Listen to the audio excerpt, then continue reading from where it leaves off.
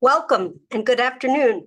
I'm Sarah Rosen-Wortel, and I have the great privilege of serving as the president of the Urban Institute. And I'm also lucky because I get to welcome you and thank you for joining us. It's a really terrific lineup with a really timely set of questions, and we have an amazing audience. We had over 1,000 people registered from all across federal, state, and local government, nonprofits, advocacy, and research from all over the country. And there'll be many more, I'm sure, hearing us later online. So wherever you are and whenever you tune in, welcome and thank you. Before I jump in, I'm going to provide a few notes of housekeeping. This event is being recorded, and the recording and the relevant links will be broadcast online after the event. Live captions are enabled, but you can adjust these settings using the captions button on your own screen. All the participants are muted, but please type your questions into the Q&A box at any time. And finally, join the conversation online using the hashtag #LiveAtUrban. We'll be sharing a link to a post-event survey, and if you can, please send us your feedback. It really helps us and all the panelists hear what you're thinking and helps us shape what we do in the future. I also want to say a special thank you to our partners and friends at the Doris Duke Foundation. Sam Gill, President and CEO, was part of conceiving this project. Joo-Yoon Chung, who you're going to hear about from in just a moment, is Program Director for Child Wellbeing, and our friend Megan Prunty, who's a Senior Advisor to the Foundation. And I also want to acknowledge how lucky we are to have the Berkeley Opportunity Lab, or OLAB, as a great partner in this work. We have the fabulous Hillary Hoynes, who's faculty director, and equally fabulous Joe Broad us as the program manager. So huge, wonderful partnership between our two institutions. So let me just say a brief moment about today's topic. While some have been making the case for a while, the idea of providing unconditional and unrestricted cash assistance to families with children has been garnering more and more attention and support, and it's really accelerated since the pandemic. Whether it's the expanded child tax credit in 2021, which we'll hear from Senator Michael Bennet about that in a little bit, recently expanded state child tax credits, or local pilot programs. Many supporters of these programs have been citing a growing body of research on how cash can help to reduce not only child poverty, but improve the long-term outcomes in the short and in the long term for the families and their children, and how these programs help to reduce economic and racial disparities. But at the same time, there remains a great skepticism about these programs too, with the expanded child tax credit, sort of almost surprisingly to many of us, certainly to me, being allowed to expire at the end of its pandemic year, and a child tax credit bill, which withered in the Senate after passing the House with bipartisan support. And now we're seeing a push at the state level to affirmatively ban direct support pilot programs. So this topic is going to be front and center in the country again in 2025, because as Congress has the opportunity to tackle reauthorization of the Tax Cuts and Jobs Act, or not, which parts, how it renews those provisions of the expiring tax bill, we hope and expect that the child tax credit will very much be on the agenda again, and we can revisit some of the expansion proposals that have been debated in the last couple of years. So against this backdrop of both excitement and renewed growth of opportunity for testing and piloting, and at the same time, a kind of growing pushback and concern about some of these programs, it's actually really important not just to step back from the political debate and look at the evidence. And so that's what this convening is meant to do. It's to help policymakers, practitioners, and researchers to understand what are the incentive effects of cash assistance to children, what are their benefits, both in the short and long term for children and their families, how these types of programs are being evaluated, and also what are their limitations at the policy and political level, and what can we do to work to address those concerns. Now, before we introduce Senator Bennet, I first want to pass this over to Joo-Yoon Chung, who is Program Director for Child Wellbeing at the Doris Duke Foundation, and say thank you to our partner Joo-Yoon, and then I'll join the Senator in just a minute. Thanks for being here, Senator. Joo-Yoon? Great. Thank you, Sarah. And thank you all so much for joining us. My name is Juyun Chang, and I lead the Child Wellbeing team at the Doris Duke Foundation. Doris Duke's mission is to build a more creative, equitable, and sustainable future by investing in artists and the performing arts, environmental conservation, medical research, greater mutual understanding among diverse communities, and child well-being. We're excited to welcome you all to this year's convening on cash assistance and child well-being. This is the third year we've hosted this event as part of the Innovations in Cash Assistance for Children initiative, which is a nonpartisan research and policy effort aimed at building a new consensus on how economic support to families yield a range of benefits, as Sarah said, over the short and long term. At the core of this initiative is a new portfolio of research being led by the Urban Institute and the UC Berkeley Opportunity Lab, focused on topics such as how cash assistance to families, investments like the CTC, nutritional support, and guaranteed income programs pay dividends for families in the short term and to our country in the long term. For example, research under this initiative is tracking and analyzing the impact of the expanded federal child tax credit and state efforts like the California Young Child Tax Credit on outcomes for children and families with very low incomes, including impacts on children's education, child welfare involvement, and a reduction in hospital emergency department visits, among other things. For Doris Duke, this work is critical to one of our priorities: to transform the current child welfare system that relies on coercion and family separation to a prevention-oriented child and family well-being system that finds and serves families at the earliest signal of need by, among other things, providing them with economic and material assistance. We've launched a 3-year demonstration project in 4 jurisdictions across the country. We call this demo the Opportunities for Prevention and Transformation Initiative, or Opt-in for Families. This work was informed in large part by some of the important research being led by Urban Institute and the Opportunity Lab project.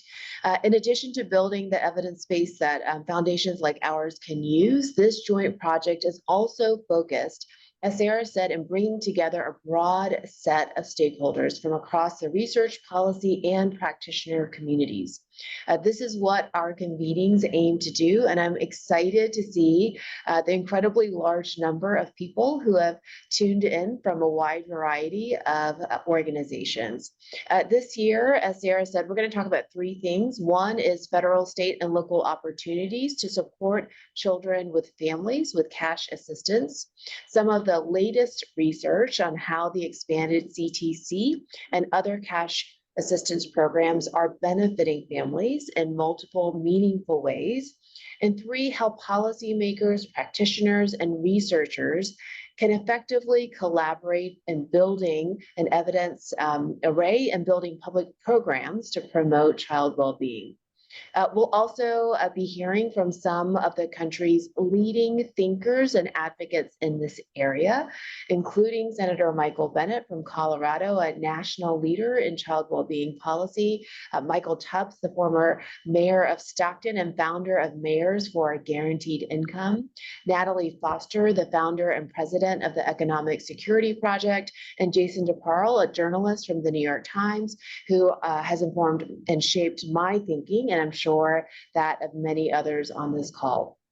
We're really excited to hear from these leaders, as well as the exceptional research and policy panelists joining us later on. We're holding this session, as Sarah said, at an uncertain time when it comes to how our country protects the economic security of families with children. On the one hand, the expansion of the child tax credit during the height of the COVID pandemic demonstrated the enormous impact of these policies. Those resources to families cut child poverty in half and reduced incidence of abuse and neglect. And it did it quickly and during a time of national crisis. We're also seeing an explosion of interest in guaranteed income pilots and rapid progress at the state level in developing new tax credits of their own.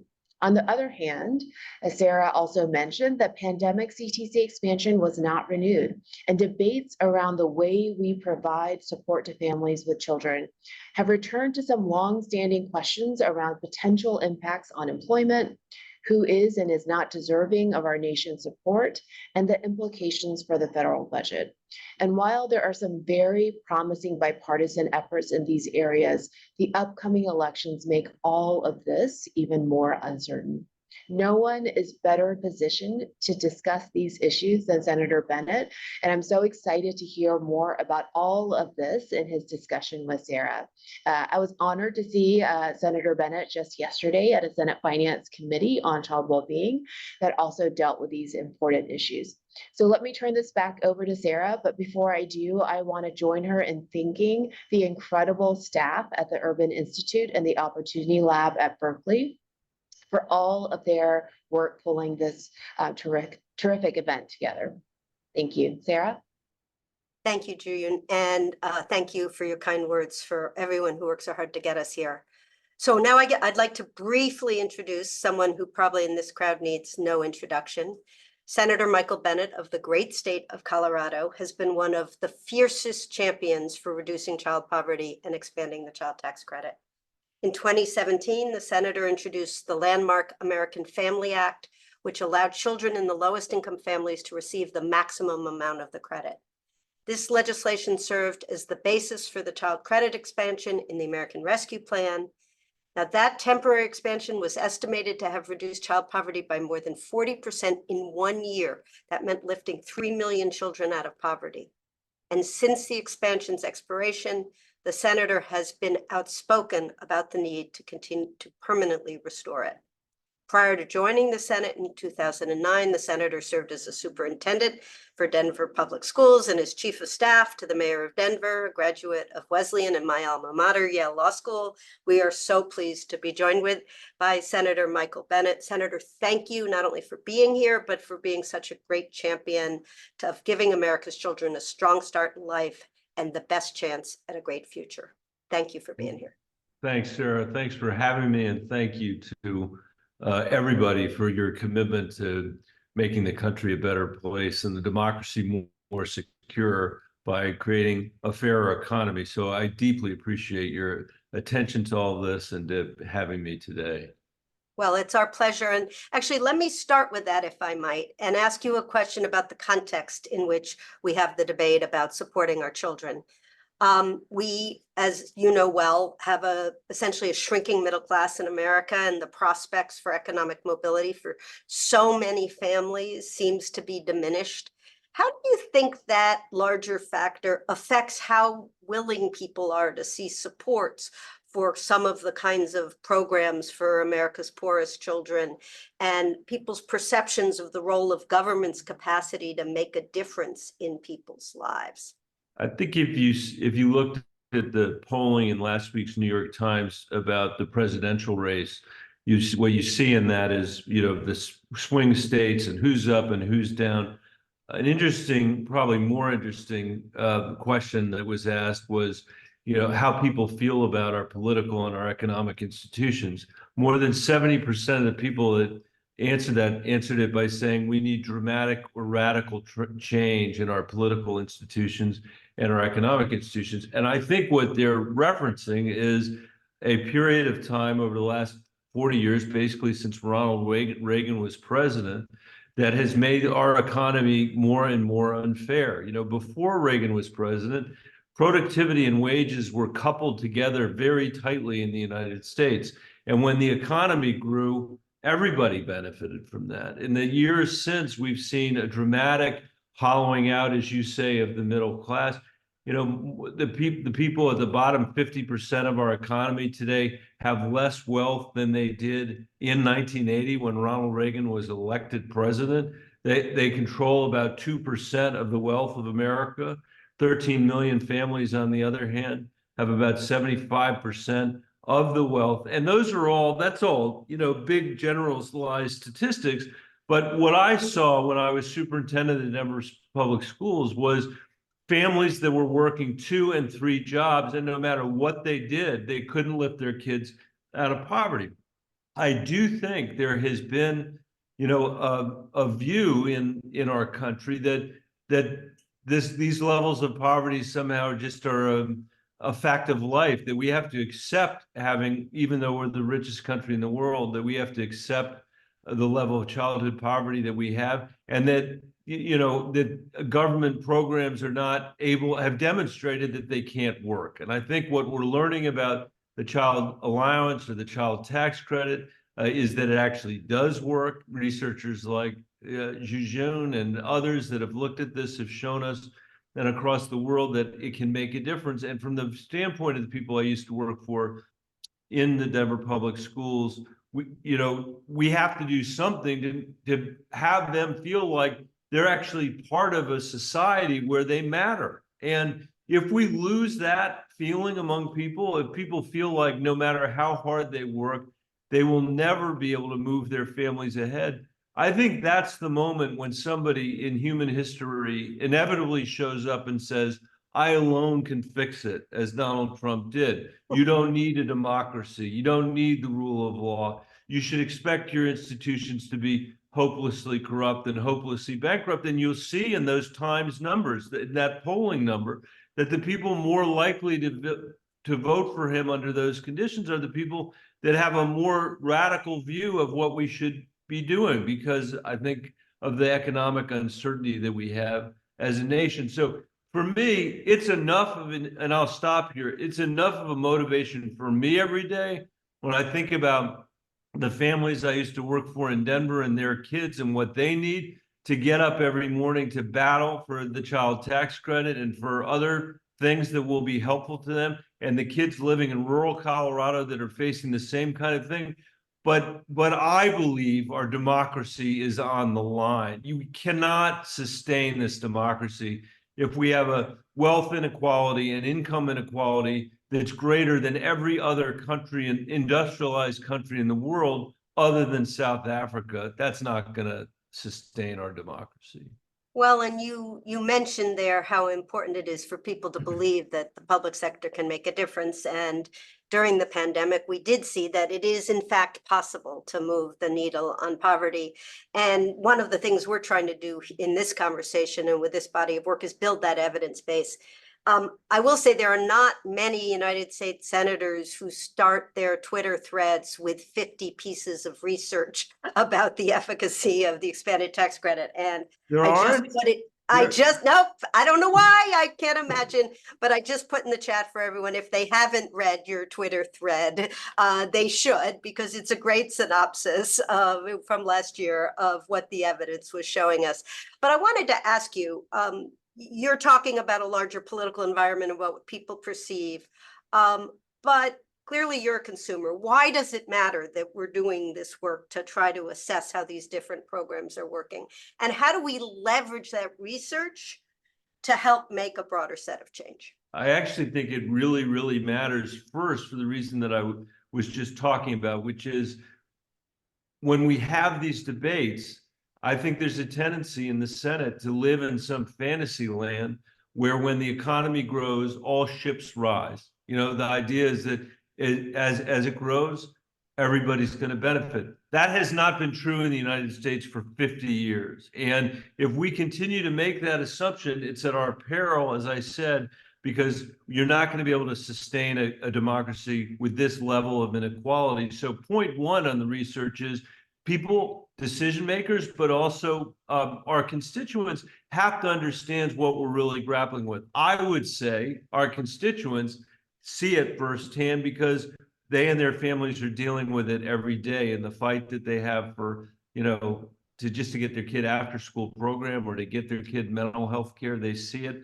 But we need policymakers to understand that research base to begin with. And then second, the question is, okay, what do you do about that? And if you look at the global, I don't need to tell this group what the research shows on child allowances internationally, but one thing it shows is that the workforce participation rate is actually higher in countries that have a more generous workforce allowance than in the United States of America. And obviously, I mentioned that because one of the great criticisms of my work on the child tax credit has been it's going to disincentivize people from working.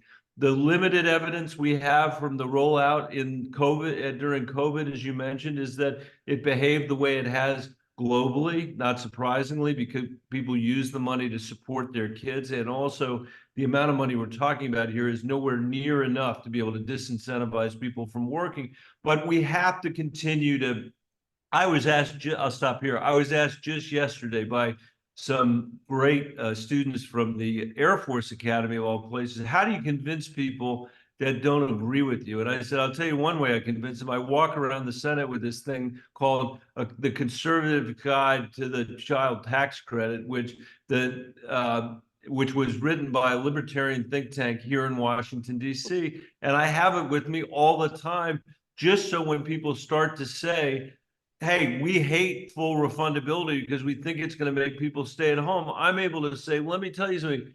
Here's the research, and it's being delivered to you from a conservative point of view, not from my point of view. And we have to stay on it because it's really hard to overcome the willful ignorance that is helping to, keep the rates of childhood poverty in this country as high as they are. Well, Senator, you mentioned in some ways this concern that many have that somehow or other support for the poor to raise their families' living standards somehow disincentives work. And it's part of a larger sort of ideological debate we seem to have in this country about whether or not people are somehow motivated to rely upon public subsidy, or whether or not there is actually whether it's a kind of springboard, a way for people to get ahead.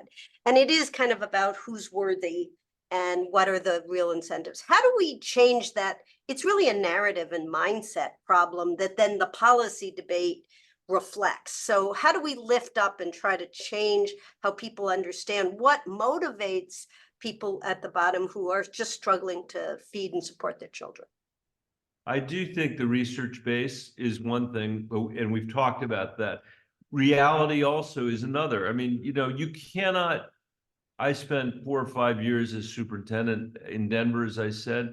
It's impossible. You can't come away from that experience and think the problem in America is that people aren't willing to work hard enough for their children. I mean, they're killing themselves. And to be really straightforward, our kids are killing themselves. I literally have gone door to door in Denver to make sure kids that are not going to school go to school. And sometimes when you meet, it's often that you meet a kid who's had to work at night, in order to go to school, who's then not able, big surprise, to get up in the morning to go to school. We used to have a system of work and education in this country that would allow kids to work in ways that allowed them to go to school, no more in the United States of America. I think that the barriers that we have erected as a society, whether it's our lack of decent policy, like the lack of a child tax credit, our healthcare system, which holds back not just poor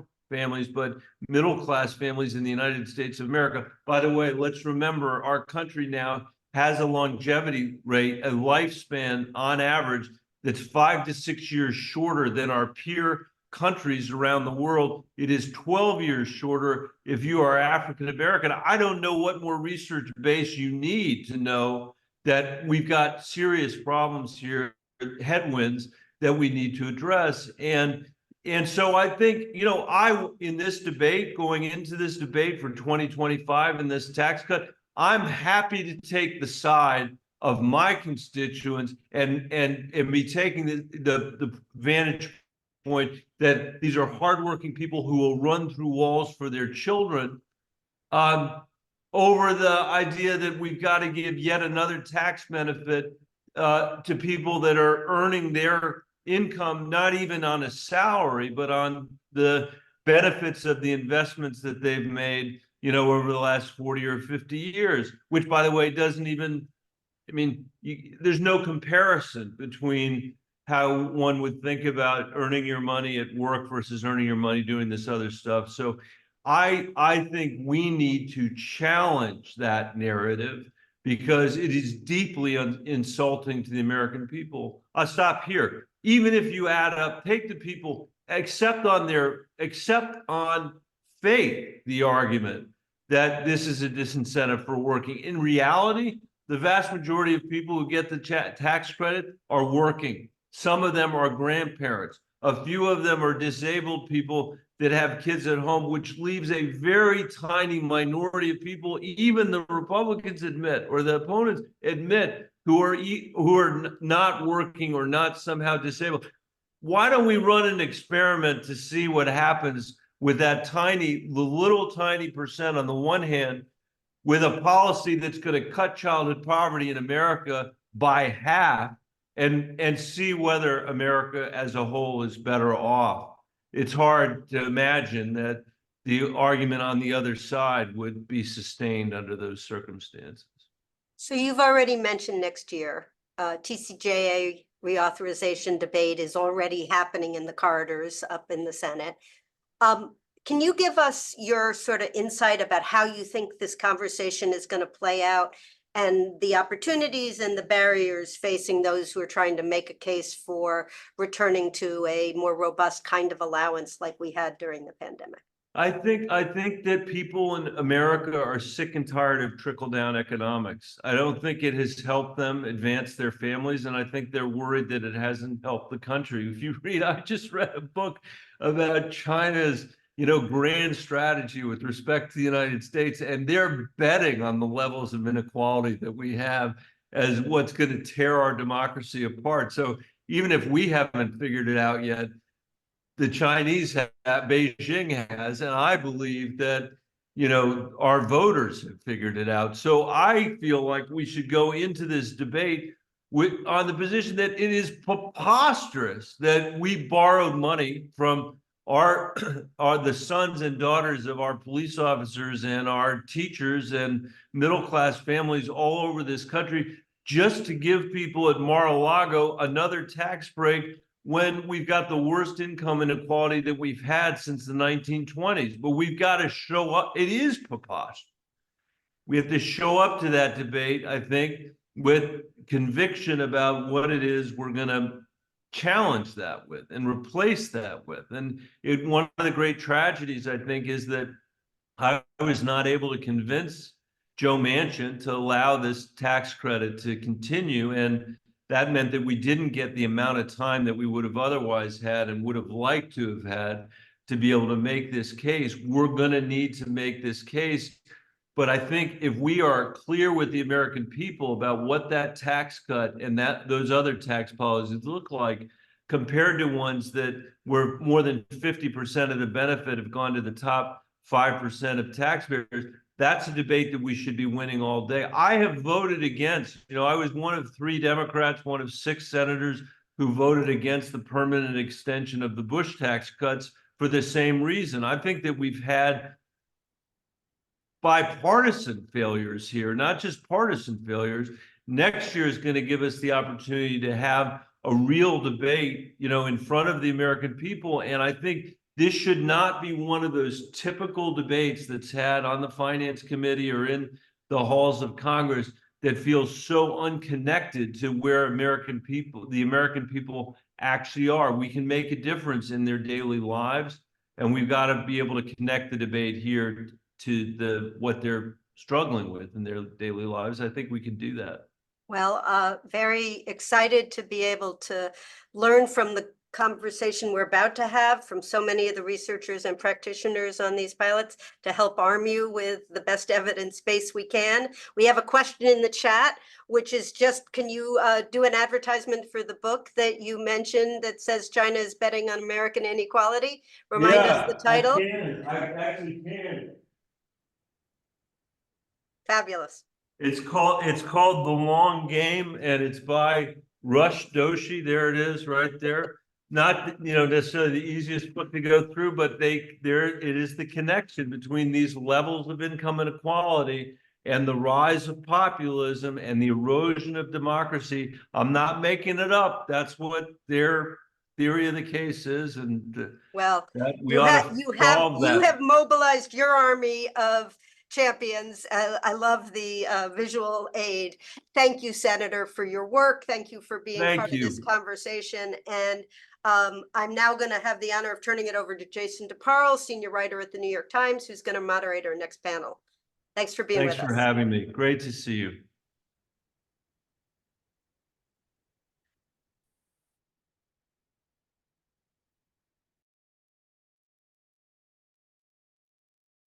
Good afternoon. Good afternoon. In 1967, the Ford Foundation sponsored a conference on a promising new idea to address child poverty. The idea was to provide children's allowances, cash stipends for families with kids. Lots of countries had them. The United States did not. A conference organizer, Evelyn Burns, described the problem the allowances aimed to solve. Poverty among children is permitted to persist despite general recognition of its lasting effects, and despite acknowledgement that children cannot be blamed for their economic disadvantage. Burns listed the potential advantages of universal cash aid. It would lift lots of kids out of poverty. It would be easy to administer. If everyone got it, no one would be stigmatized, and the income would be predictable and secure. There were possible problems. They included the stipend's cost and their potential to discourage work, though Burns noted the allowances differed from means-tested aid, since parents could increase their earnings and also keep their benefits. While some policymakers might wonder whether families would spend the money on, quote, frivolous commodities like television sets, Burns came down gently on the side of trusting parents. What stands out a half-century later is how familiar the outline of this debate remains. But my point in looking back is not to argue that nothing has changed. In fact, quite the opposite. After decades in which a guaranteed income seemed all but impossible, things changed quite dramatically. As we've just heard, a one-year expansion of the child tax credit in 2021 cut child poverty in half. For those accustomed to the deadlock of Washington debate, the congressional action came as a surprise. But I suspect our next speakers were not so surprised. Natalie Foster and Michael Tubbs have each spent years building grassroots supports for guaranteed incomes, and each brings a special perspective of what might happen next. Natalie is president of the Economic Security Project, which builds support for cash guarantees, and she's the author of The Guarantee: Inside the Fight for America's Next Economy. Michael Tubbs, the former mayor of Stockton, California, is founder of Mayors for a Guaranteed Income and an advisor to California Governor Gavin Newsom. I'd like to ask each of you to briefly describe your work in this field and what led you to focus on cash aid in particular, as opposed to other policies for reducing poverty and inequality. Michael, let's start with you. Thank you, Jason, and congratulations, Natalie, on your new book. Looking forward to hearing more about it and being in conversation with you next week. And great to see 500 people on this call about a topic so important. And I think I come to this conversation first with lived experience, just growing up in poverty in Stockton, California, and realizing when I went to Stanford that all the tropes people had about people who didn't have money just did not match with what I saw each and every day for the first 18 years of my life. And then as an elected official, first as a city council member, then as a mayor, realizing that all the debates we were having, whether it was educational attainment, whether it was crime, whether it was economic development, at its core was that the median household income in Stockton was $40,000.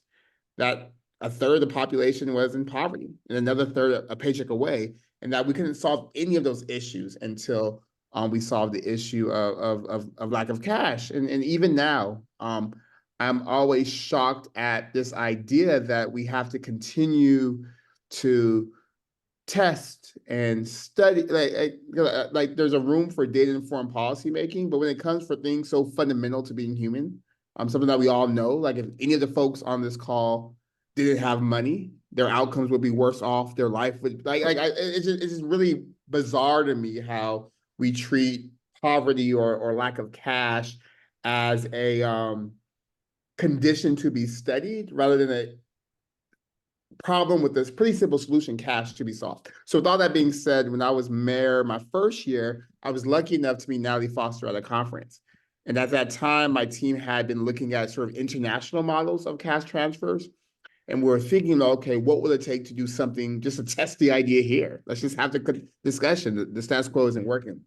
And luckily, around the same time frame, I met Natalie at a conference in San Francisco, and she mentioned the work that Economic Security Project was doing, and trying to find a city to test this idea of guaranteed income. So we connected then, and then for about a year, we spent time sort of speaking into the void about like, no, we actually think giving people money could work. We actually think that if you give people money, particularly a small amount like $500, they're not going to stop working. They might actually even work more, that they'll actually be able to feed their children, that they might actually be able to pay rent, et cetera. So with that, Natalie Economic Security Project gave us $1 million to start the Stockton Economic Empowerment Demonstration. And now we have over 150 mayors, 40 county officials, 100 pilots nationwide, 60 plus led by government officials, the vast majority of whom now are funded by public dollars. And that's sort of the long and short of why cash assistance and why guaranteed income. Natalie.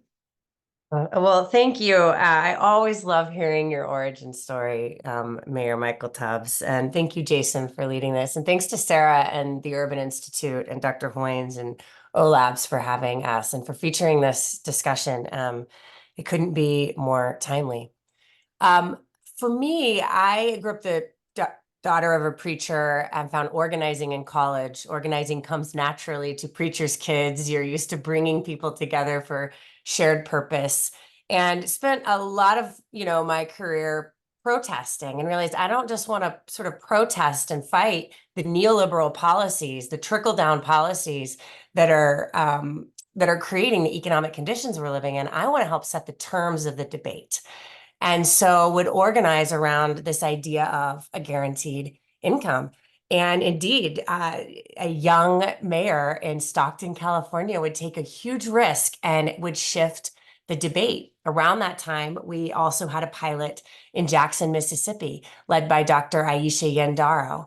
And she runs a nonprofit, and as a nonprofit leader would launch what would be a long-running guaranteed income pilot. And from these two pilots, we would see replication around the country. And as an organizer, I thought, this is extraordinary. People are doing very significant things to, raise money, figure out how to distribute the cash that goes to, like, the pilots are time intensive. And the speed and the scale of replication is pretty extraordinary. And then, of course, the pandemic would hit, and lawmakers would look for ideas that were lying around, ideas that were being tested and tried across cities in this country. And we'd see things like the stimulus checks and the expanded child tax credit. So I know we'll talk about that later, but that's sort of my story of why cash, why now, and because it guarantees economic stability for people in this age of chaos, whether it be artificial intelligence, whether it be the climate chaos, or just the income volatility that families live with today. A floor provides the resilience people need. A quarter century ago, a Democratic president and a Republican Congress abolished the guarantee to cash aid for families with children and replaced it with a regimen of time limits and work requirements. So how did we go from end welfare as we know it to guaranteed monthly checks to families with children? You two each have a unique perspective. Let me know. Michael. Yeah, no,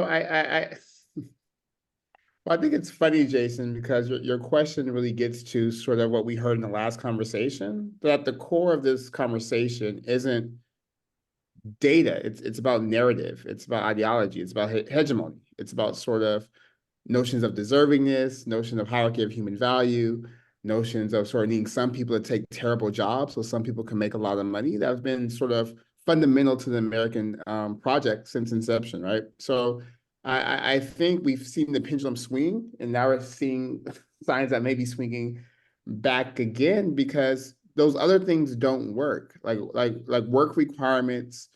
The premise is that folks need to be forced to work.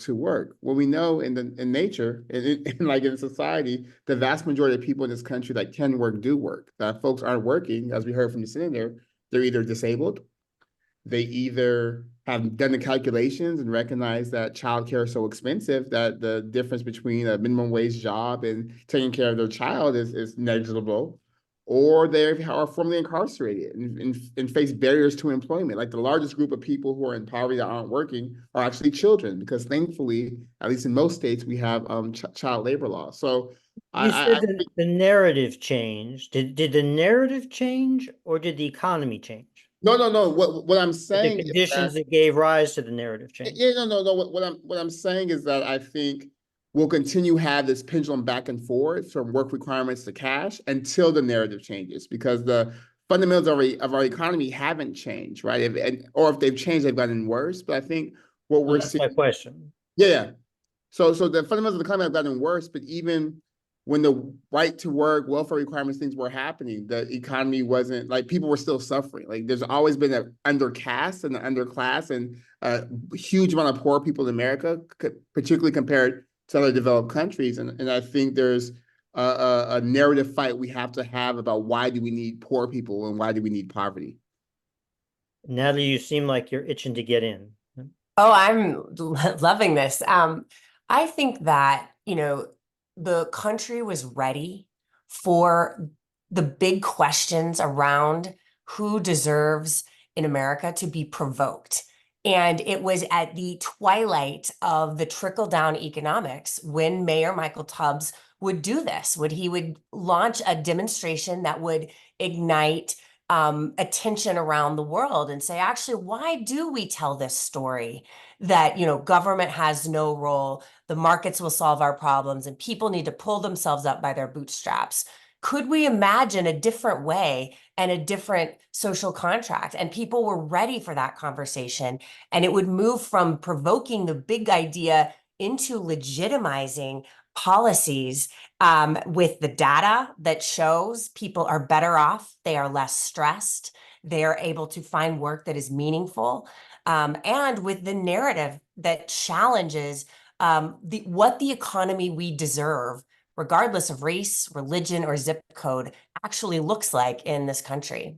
I think you're both saying that the narrative around deservedness changed, but I want to press you a little bit more about why it changed. Do you think the underlying economy grew less secure in ways that made it that reframed the argument about who both needed and deserved government support? I guess, no, Jason, I hear your question. I appreciate the push. I guess I'm struggling with if that narrative has changed, because again, we just talked about how the child tax credit actually was not permanent. We're still talking about all these pilots happening. So I think the narrative is changing and there's some cracks in the dominant narrative, but I'm not convinced that the narrative has changed. I think therein lies the problem, that even if we do 1,000 more pilots, even if we had 1,000 more mayors and 1,000 community leaders like Dr. Aisha, until there's work done on that narrative, we'll continue to run up against this problem, whether the economy is doing marginally better than it is today or not. But to your point, I think it's apparent to everyone that sort of the gross income inequality the senator talked about, as bad as it's been since the Gilded Age, is a huge issue. And it's a huge sort of motivator or impetus for a lot of the policy conversations we're having today, including the one about cash. Yeah, I see it changing, which is what I hear you saying too, Mayor. And I think it is in part because of storytellers, narrative creators like you and like the mayors around the country who have argued for a different policy. It's also because of the data that is showing what it looks like when we invest in families. Look, this nation invested in families in a way that I've not seen in my lifetime over the COVID pandemic period. And we are better off than other wealthy nations right now because of those investments. Our recovery is faster because of those investments. And that is indicative of a sea change. So I think it's the data, I think it's the storytellers, but it's also the elected officials like Senator Bennett who are standing up here today saying, you know, people are done with trickle-down economics. That's a shift from where we were, you know, 40 years ago. But it's the beginning of a shift that is not enough. It's going to have to be significant. I mean, that's what we're all saying. The poll after poll is showing us people want big change. And this is just the beginning of what that big change needs to be.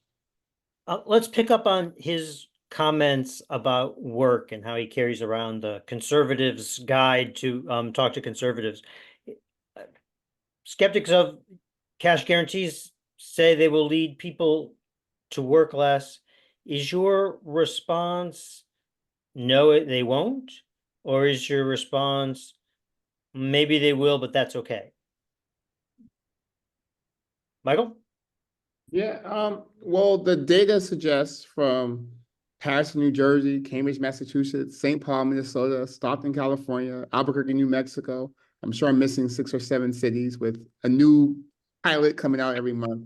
Results that's just not true. That's just is not what happens. That on average, folks who receive a guaranteed income are more likely to go to work, less likely to be unemployed, and more likely to go from part-time to full-time work. And the answer for More that, about why. yeah, the reason why is because it costs money to go to work. You have to pay for transportation. You have to pay for your uniform. You have to pay for childcare. And oftentimes small amounts of money make it very difficult for folks to go to work. And also we live in a country, as we learned during COVID, where so many of our workers are very vulnerable and don't have paid time off, aren't able to take time off. So if you're an hourly employee and say you qualify for a full-time job that you have to then apply for and go interview, that's money out of your pocket because you don't have paid time off. So a lot of people aren't even in a position where they can take a risk, where they can be entrepreneurial, where they can bet on themselves. But then to the second half of my answer to this question is that we also have to broaden the definition of work, because particularly with automation and with AI here and coming, that we really have to broaden that definition and make sure we honor caregiving and the fact that so many, particularly women, do domestic work, do child rearing work, do caregiving work that's not honored with a paycheck, particularly when it's for their own families. But then I also struggle with, just because I went to Stanford, so I just know a lot of very wealthy people, and a lot of them don't work. And a lot of them have never worked because they're just born with a lot of money. So I guess I just really struggle with this idea of work, or that our dignity is attached to our work. And I think if we move again back to narrative, the conversation to dignity being inherent, and that work should reflect and respect people's dignity, then would be a much different conversation. Because now we're telling people they need to work in the fields when climate change has it 110 degrees and no breaks, or work in very vulnerable jobs in the gig economy where there's no benefits, there's no paid time off, or retail workers who aren't able to even know their schedule a week in advance and work 2 or 3 jobs and still struggle. Like, there's nothing inherently dignified about that. So I really struggle with talking to my conservative friends about this idea of work, because most people's jobs aren't talking to a computer screen about ideas, which is what I get to do. A lot of people's jobs are very, very manual, difficult, and not dignified. Yeah, The point that people will continue to work, or that people should have more choice of flexibility in terms of how they spend their time with their family. Well, I would say yes to both of those questions. The data shows that people work. People who got the child tax credit checks worked. People who get guaranteed income work. Mayor Tubbs laid it out what they found in Stockton. So people are working, right? The economy isn't. We should live in a nation where one job is enough, and we do not. And so one of the things we have seen is people able to reclaim some of their time, working a third gig in order to put food on the table. When that $500 starts coming in, they're able to spend more time with their family or invest more in their community because they're only working one job. That should be the nation that we live in. The other piece I want to bring in, since you're bringing up work, is the entrepreneurship and the risk taking and the business creation that we see that comes from people who have more economic security and money in their pockets. You know, for decades, business creation declined in the United States through the trickle-down era, where it wasn't possible to open up a mom and pop shop, right? It didn't make sense. During COVID, when we invested in families, we saw business creation go up 21 to 24% in 21, which is significant because it's the first time we've seen that shift. We also saw parents report who were receiving the child tax credit checks that a number of them were going to go back to school to get a trade certification, to open their own business. They were investing in themselves. And that is the entrepreneurial America that I want to see. Neither of you has explicitly used the word stress, but it seems to me that's part of what you're talking about. When I talked to families that were getting the child tax credit for the first time, I was surprised at what a prominent theme that and how explicit it was. In some cases, they did use child tax credit to repair the car or find other ways to get to work. In some cases, they just said they appreciated having more time to be with their kids. And we know from a large body of evidence that sustained levels of high stress and parental stress are really bad for kids. So as you talk about changing the narrative, how do you see, how would you link the stress conversation to the work conversation?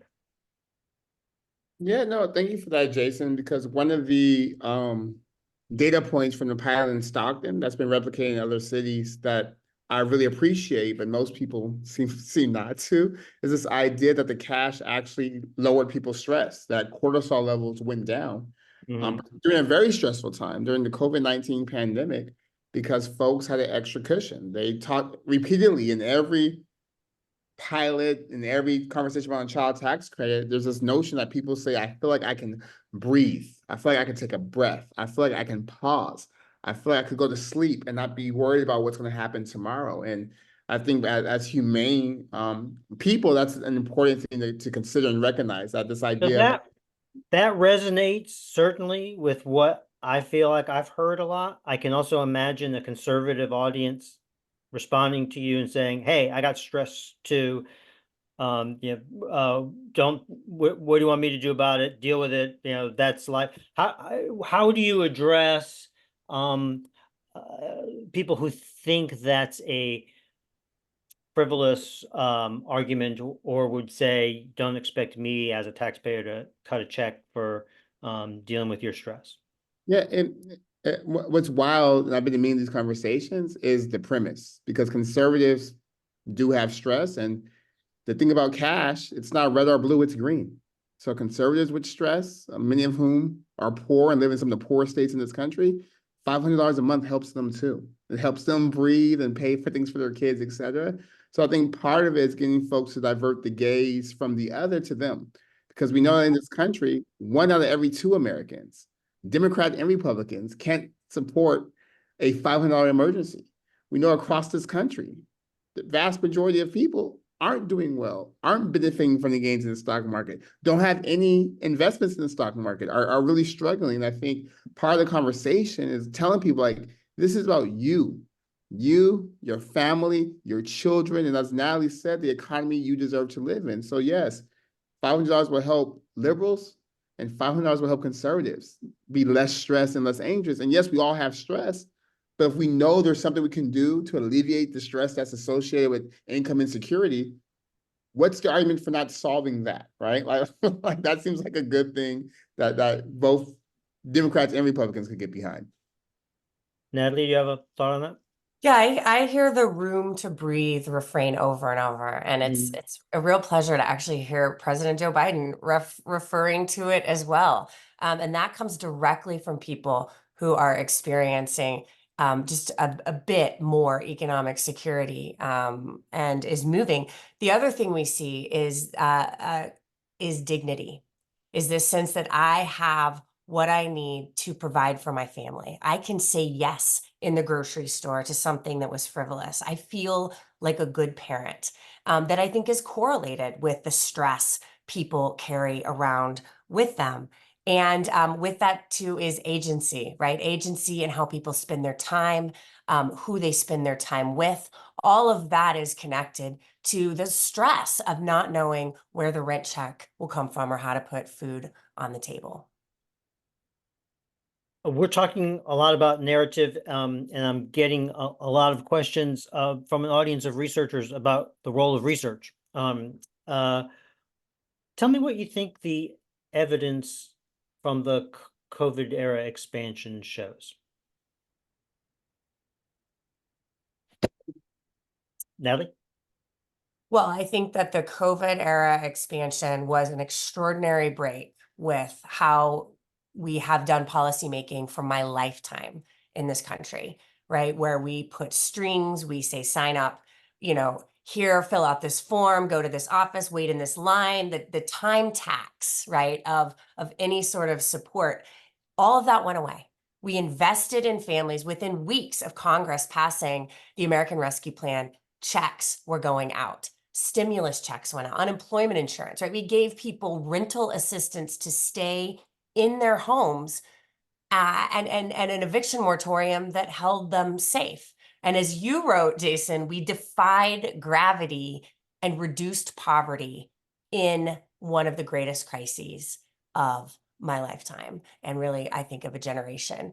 And so that is what the data shows, that there is something different that's possible, and that it's possible to do right here in the United States of America, right? These were all things we were told weren't possible, right? That the economy is like the weather. It's just something that Be a little happens. more specific. What did people use the money for, and what effect did it have on their work effort, as shown by COVID era experiments? People use the money exactly how we would imagine people use the money. They paid for food, they paid utility bills, some were able to sock away in education accounts or for retirement. That's how people use the money. They also started small businesses, like we talked about earlier. They invested in themselves. That's how people used the cash. Michael? Do you feel like you learned anything from the COVID era evidence? I didn't. Well, and I and I say that because, again, these aren't like aliens. These aren't like lab rats. This was 90% of American families who met the threshold for either the child tax credit or stimulus checks. And I don't know, maybe I'm just crazy. I just know that the vast majority of people probably behave the way I behave when I have money. And I try to take care of what's necessary first. And then afterwards, if I have left over, I do fun things with my kids. So I'm shocked at how shocking it is that people spend money like people spend money. Like, for me, that's a shocker. Like, this is still a conversation.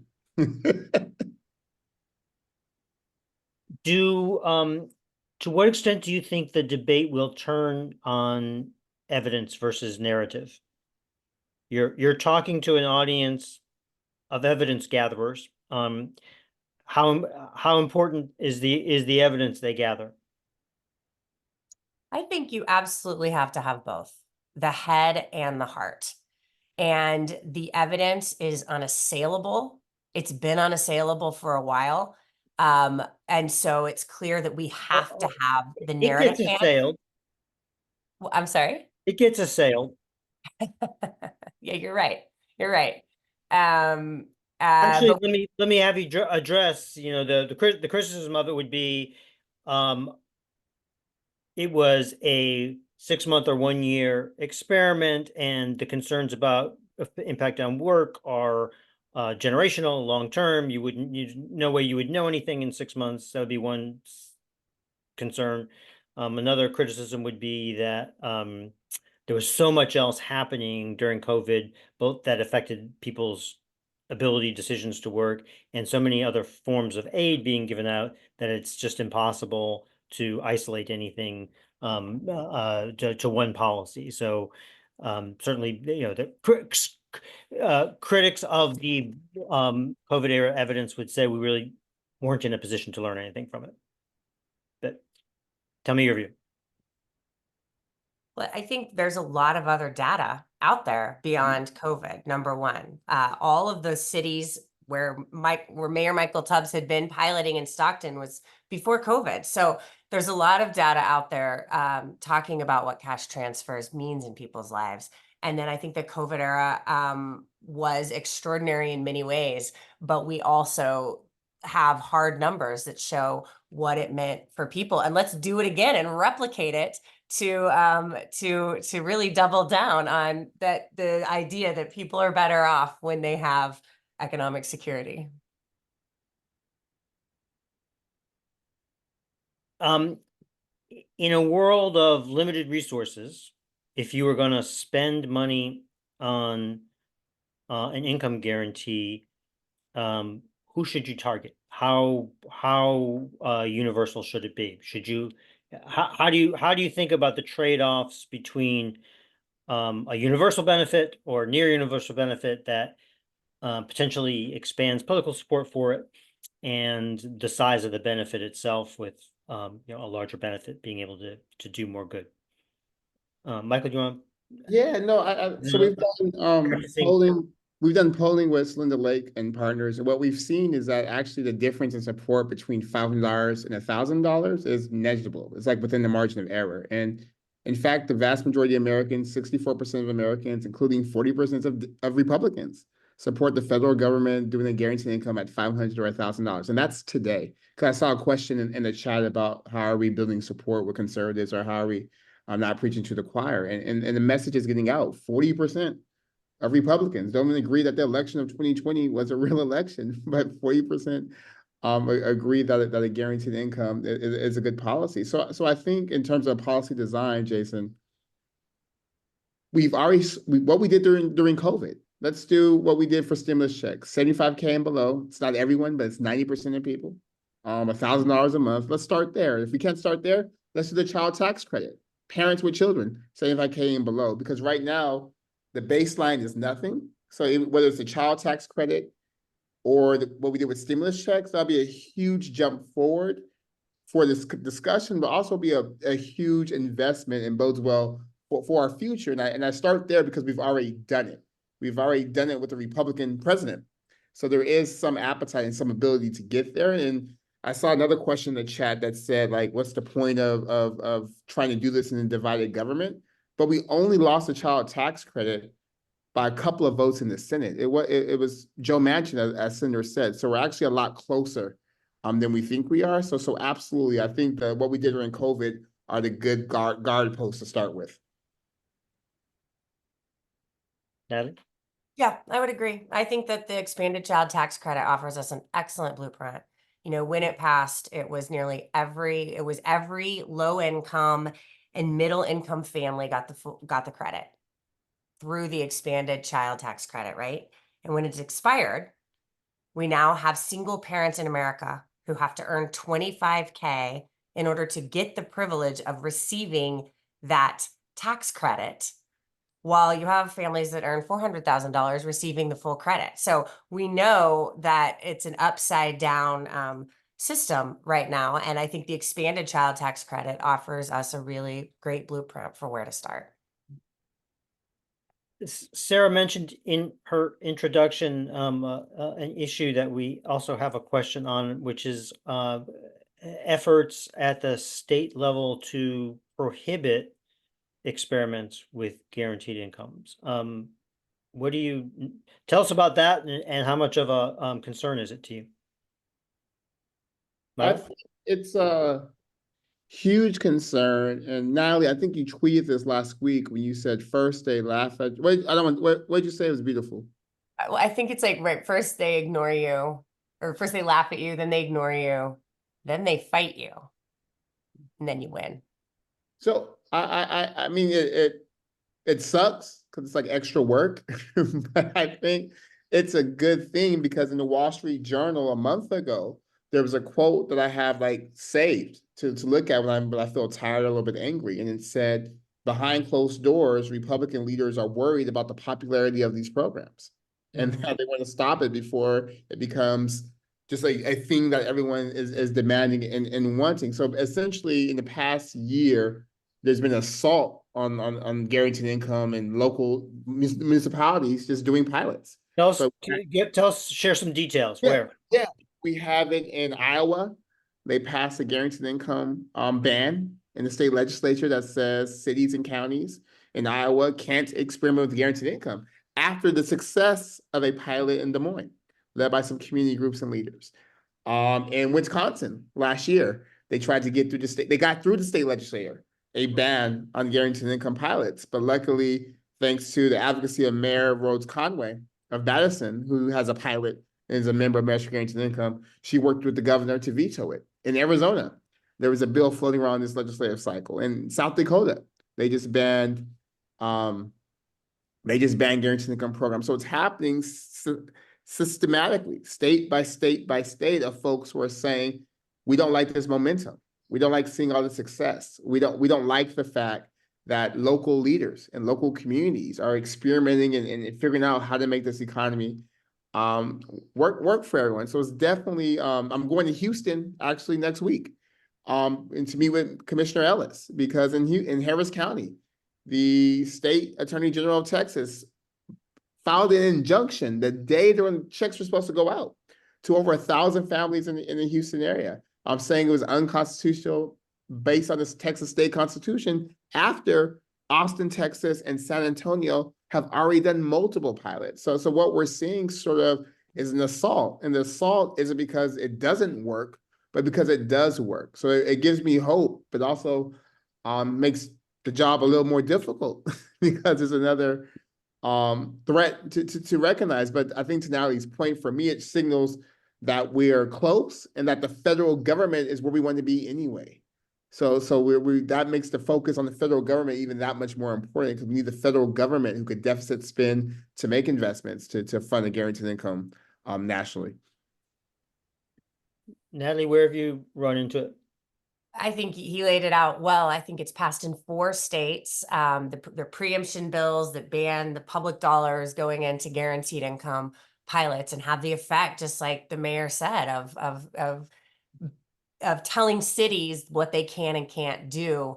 And I think it clarifies the fight, right? These are people advocating for an economy that no longer works for people. They're advocating for ideas that aren't actually popular. And I think it clarifies the fight and which side, people are on when it comes to investment in families and communities.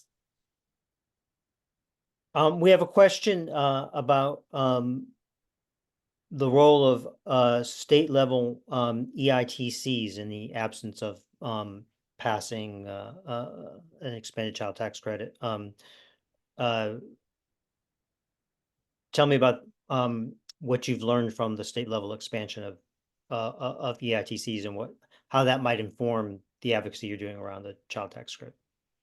Well, I think it's a real momentum story here, because while we have, as Sarah laid out so beautifully in the beginning, we've passed the House with the expanded child tax credit. It's languishing in the Senate. We have the votes. We just need to move it forward. While Washington, fritters away, the states have been moving this forward. And we have seen the number of states that are expanding the earned income tax credit or expanding or creating a child tax credit double over the last few years. And we think it's going to triple by 2025. And these are red states, blue states, purple states. In some places, What would triple, the state level child tax credits or a combination of state level child tax credits and a combination. yeah. Places where you expand and modernize the earned income tax credit, and then most of them are creating an child tax credit. Some are expanding their child tax credits to be more generous, to more reflect the federal government. So it's that combination that I hope will triple shortly in the states. And the thing I wanted to just say is that in some places it's passing unanimously. So there is support for this right of center. You're just not seeing it reflected in the leadership in Washington, D.C.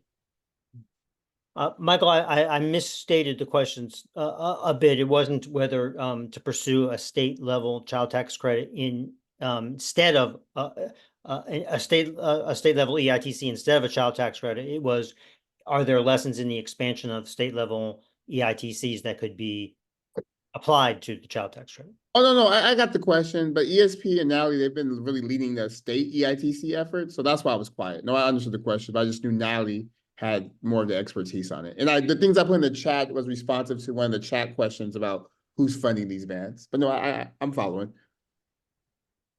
I think we have time for maybe one more question, and I wanted to ask you a little bit about the role of COVID.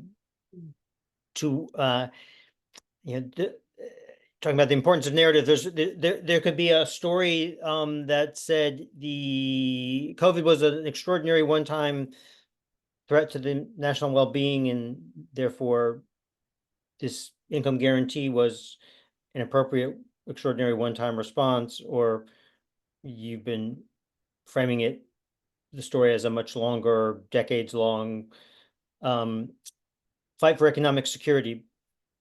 Tell me what role you think COVID played in this, and did it bring out anything about the ongoing circumstances of economic insecurity that you can highlight going forward? Yeah, no, I appreciate your preamble when you talked about how this is like not a new idea, whether it was experiments in the 60s or Thomas Paine talking about this in the Agrarian Revolution in the late 17th century. This is an idea we've grappled with, like how in this capitalist society do you create a floor that no one goes underneath, or should we have a floor? And I think COVID but I think it was COVID, but also sort of the unrest around George Floyd that at least got mayors interested in exploring this idea. And I say this because, as Natalie mentioned, we started the Stockton pilot before COVID with the idea being that we actually live in a time of disruption or pandemic. So whether it was COVID or a flood or a wildfire, some natural disaster, like there's always something that's going to create disruptions in our economy.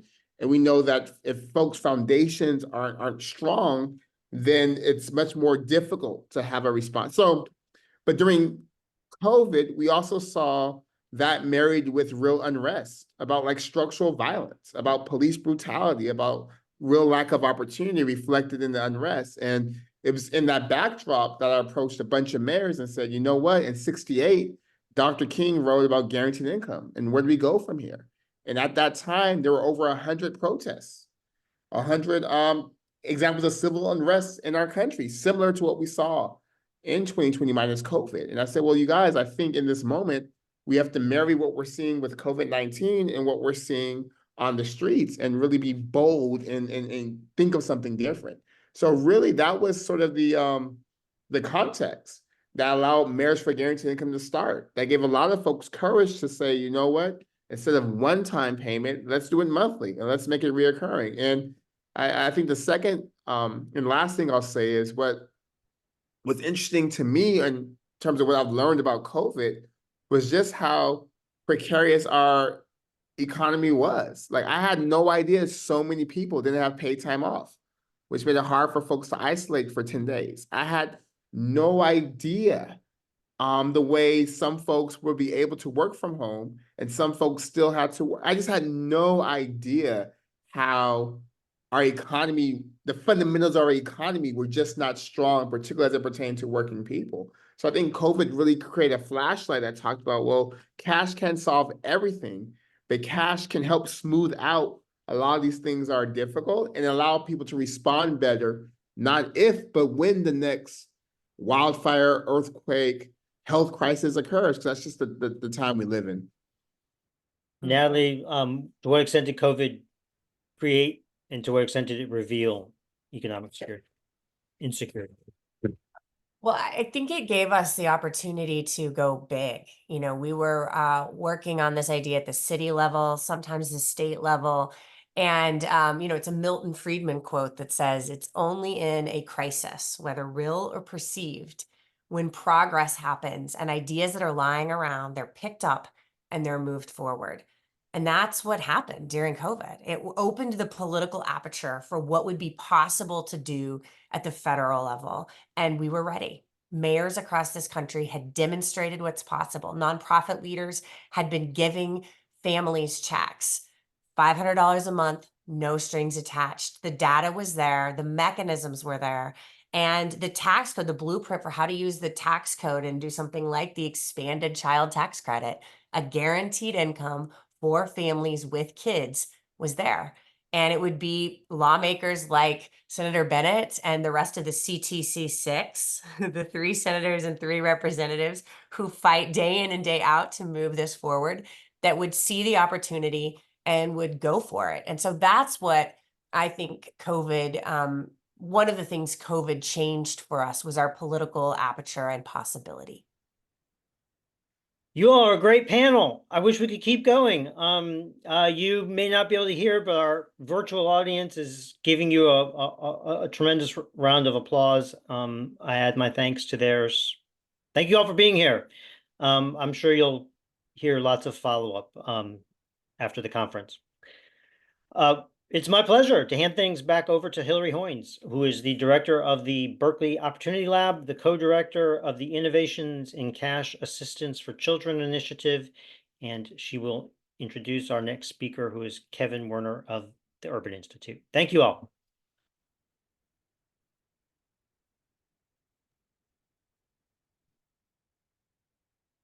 Thank you so much, Jason, for the introduction, and thanks to all of you for joining us today.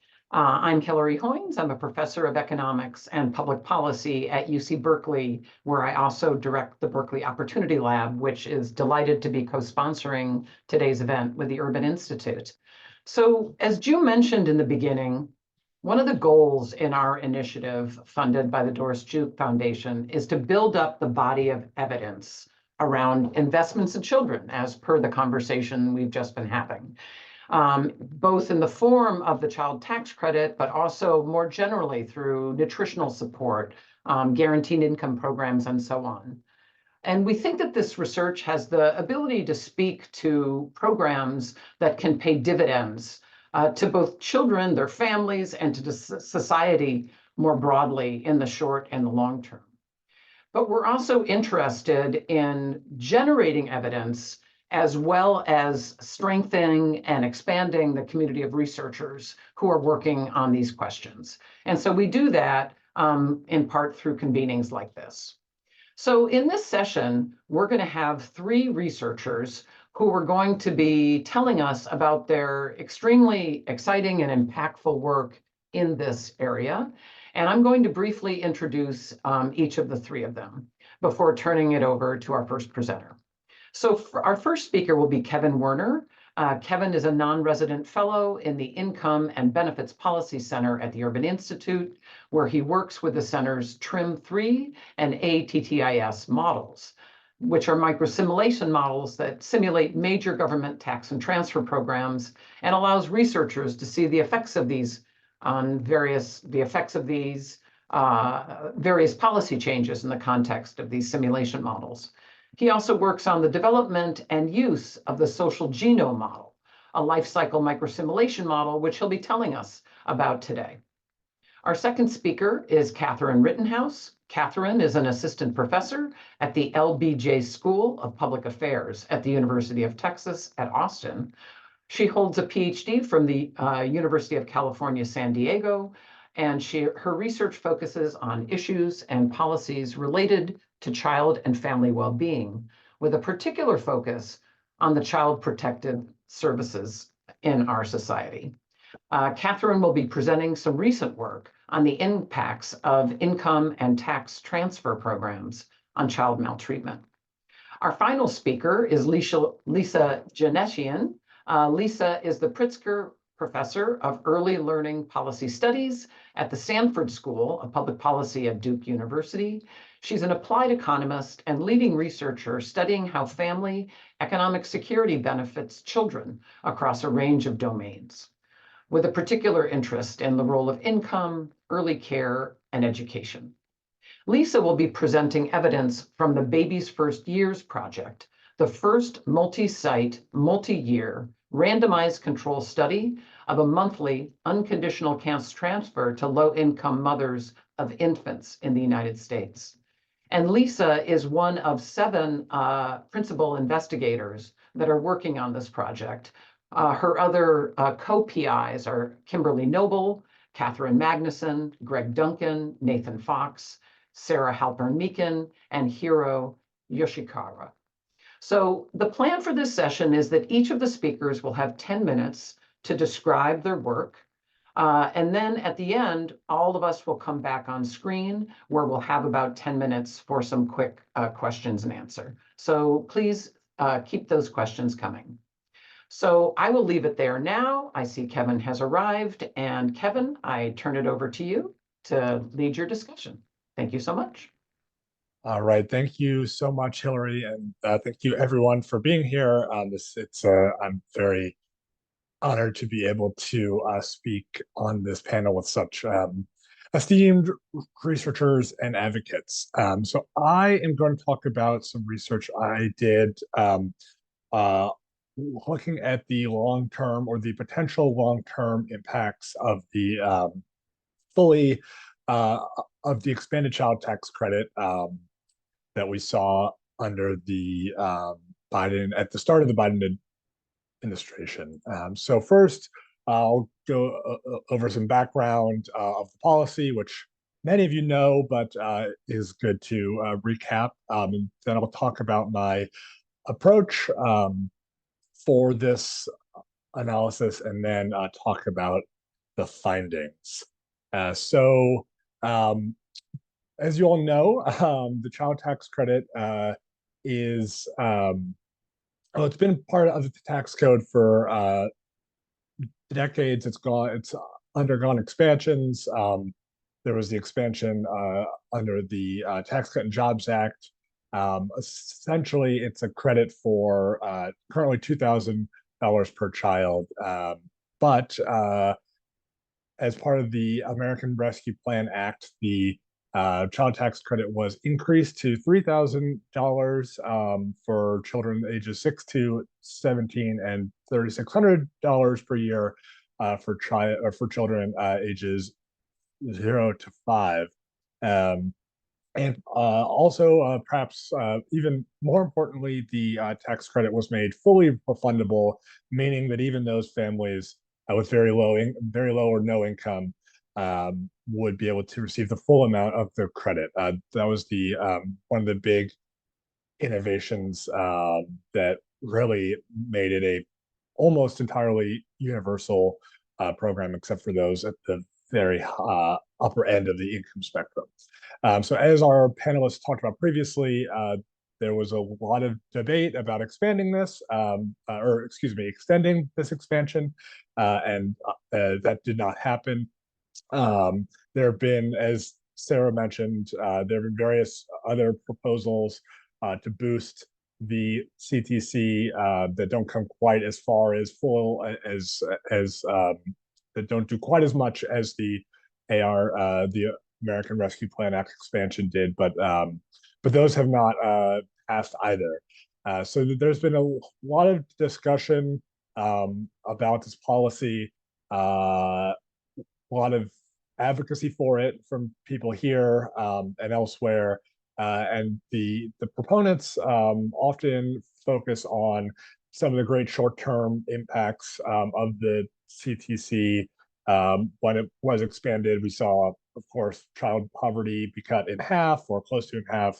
We saw food insecurity fall. We saw cases of child abuse and neglect decline. So there were just a myriad of great short-term impacts. But what I wanted to do was consider the potential long-term impacts if the expanded child tax credit were to be made permanent. How would that impact children's lives? Because we know the research shows that when families have higher income, kids do better in school, kids have better health, and so on and so forth. So my question was, how could a permanent expansion of the CTC impact children in the long term? So to look at this, I used the social genome model, which is a life cycle model developed jointly by the Urban Institute, the Brookings Institution, and Child Trends, that links two longitudinal surveys so that we can follow these linked individuals that we statistically match between the two surveys from childhood until age 30, roughly. So this we can look at these individuals at various different points in their lives, early childhood, middle childhood, adolescence, and so on. And the model includes variables such as test scores, health, behavioral indices, and then in adulthood, outcomes such as degree attainment and annual earnings. So what I did for this project was to, I looked at the literature on how increases in family income um, affect childhood well-being, and then I translated that into roughly what a permanently expanded CTC would look like. So this next slide will show basically the inputs I used. This is in standard deviations, so don't have to go too much into detail on this, but the findings in the literature, they vary, but roughly we're talking about a 5% increase in standard deviations for test scores per $1,000 increase in family income.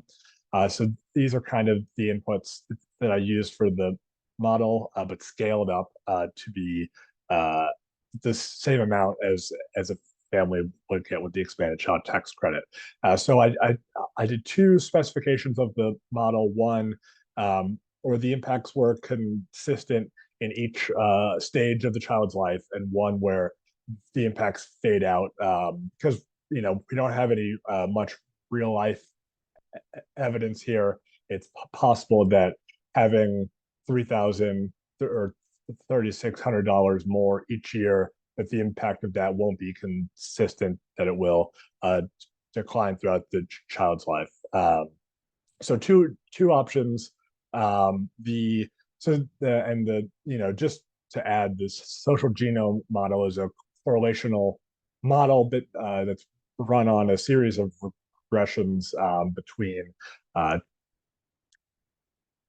outcomes in childhood and outcomes later in life. So the results I'm going to talk about are should not be interpreted as absolutely what would happen if this were permanent, but more of a illustration of the potential impacts.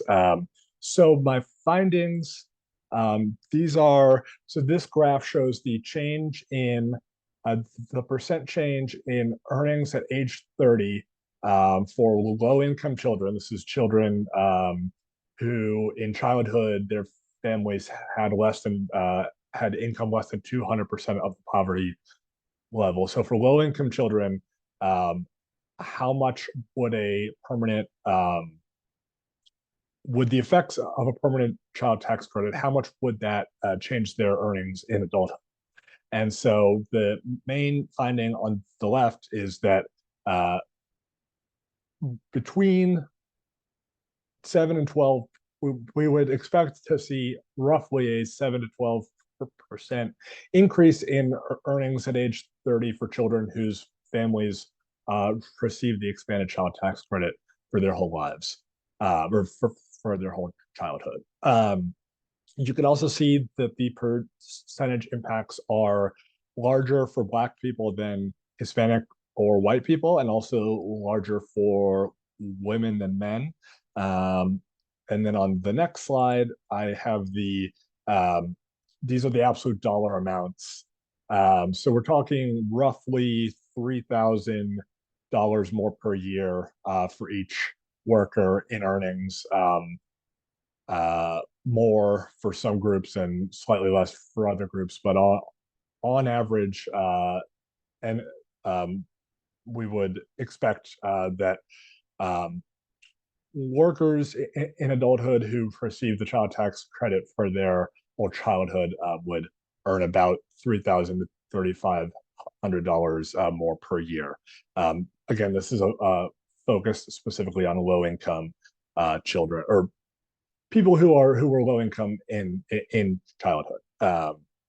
So those are my main findings. I also kind of in line with this found an increase in both high school and college degree attainment among those children who receive the child tax credit.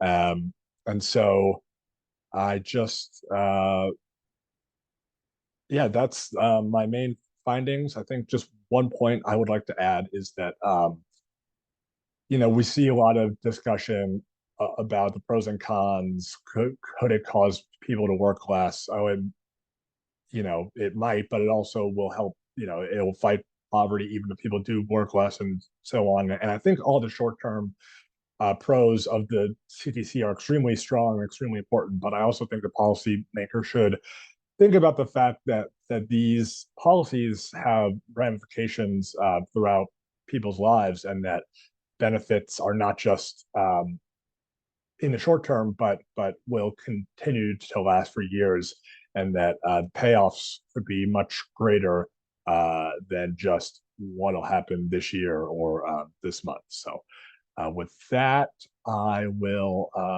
turn it over to Catherine to talk about her research. Thank you very much. Thank you so much. And I'm really just thrilled to be included in this truly excellent program and talk to you about some of my recent research on income and child maltreatment, providing some evidence from a discontinuity in tax benefits. So in the US, 1 in every 3 kids is at some point investigated for child maltreatment. And when I talk about child maltreatment, I'm talking about child abuse, but much more commonly neglect. And so while the definition of neglect varies somewhat across jurisdictions, in California, which is going to be the setting for my study, the definition is the negligent failure to provide adequate food, clothing, shelter, medical care, or supervision where no physical injury to the child has occurred. And so it's perhaps unsurprising that we see this really strong correlation between poverty and involvement with the child protection system. So here in this graph, I'm showing you on the x-axis a measure of predicted household income, and on the y-axis, whether or not children are involved with the child protection system, either through referrals or foster care placements in the first 3 years of life. And so I think what's really striking here is this very strong relationship between low income status and involvement with the child protection system. And so the question that I'm going to be addressing in this work is this a causal relationship? So does poverty cause maltreatment? And the flip side of that question, which I think is kind of the motivation for asking it, is can we reduce child maltreatment through cash assistance to families?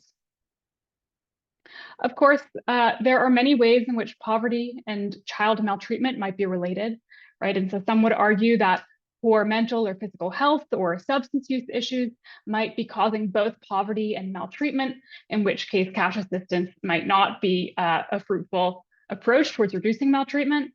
But this just means that we can't simply compare maltreatment rates across low income and high income households to answer this question. Instead, what I want to do is to find 2 groups of children who are similar in every way, except that one group is just born to households with slightly higher income. And so my approach here is going to be to compare kids who are born before versus after January 1st of any given year.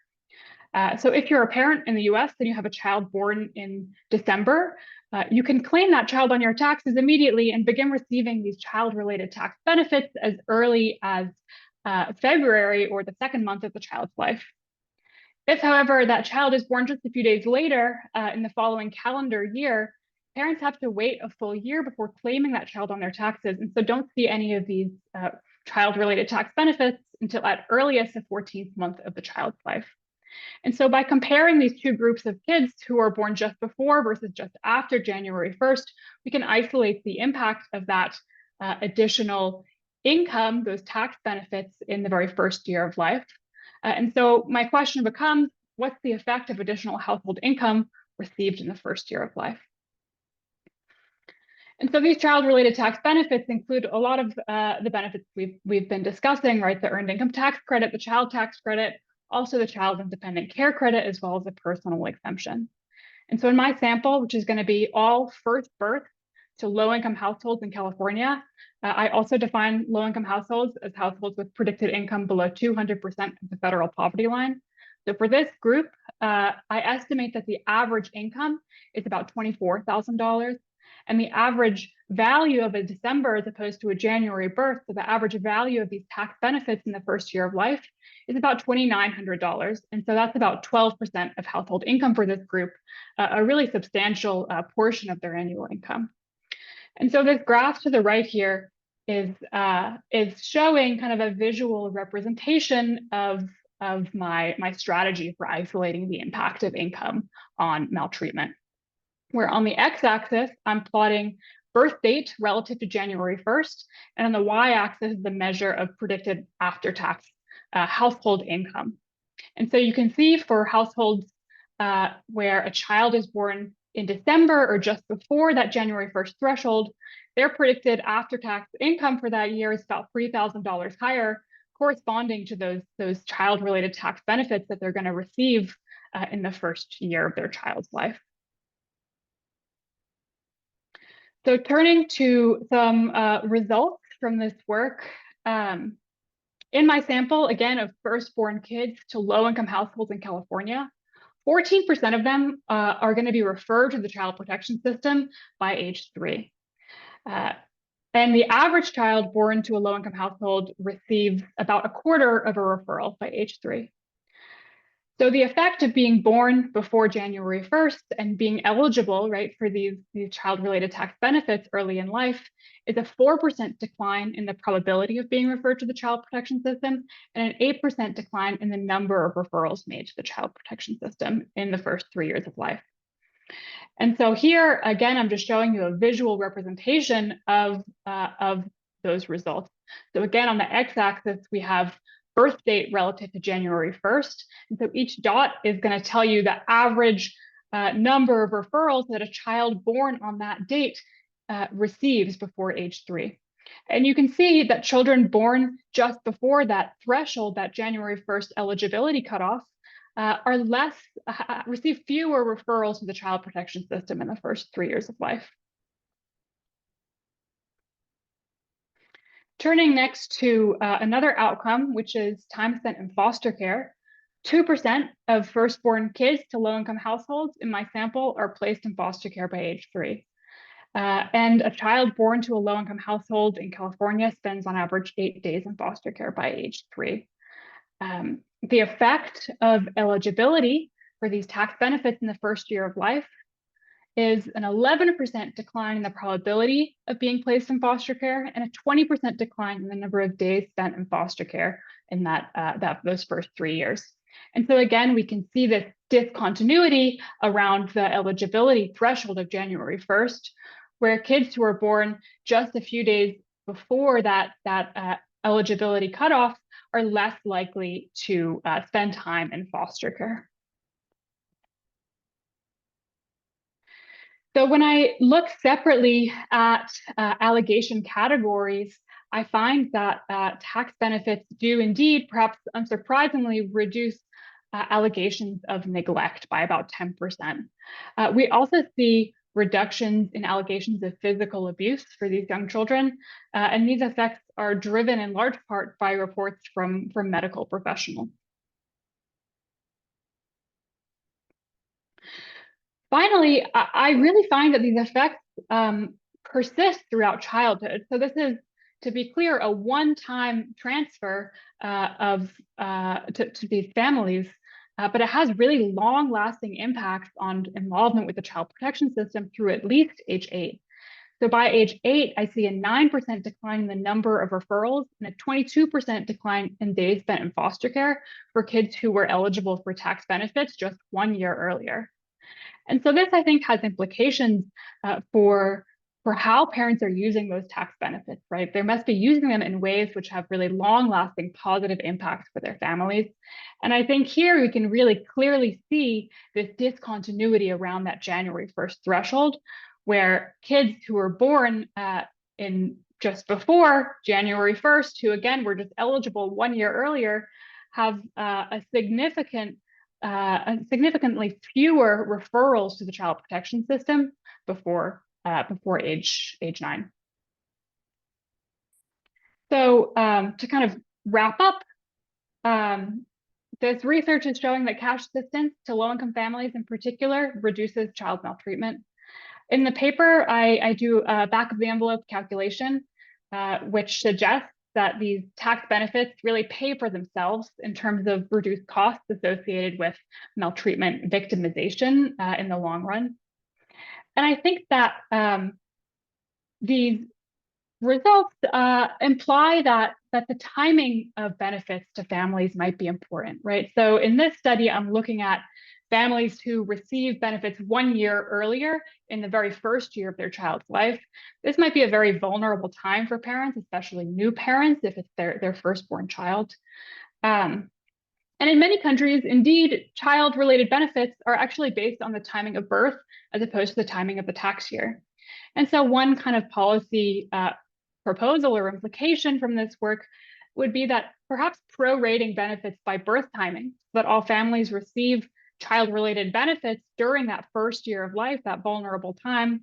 This might help reduce child protection system involvement, potentially without affecting overall spending in a large way if you're simply shifting forward the timing of benefits. Of course, this research can't actually speak to the impacts of cash at different times throughout childhood. And so that's just one area that I want to point to for future work is understanding when throughout childhood can cash assistance be most impactful. And with that, I will turn it over to Lisa, and thanks so much for listening.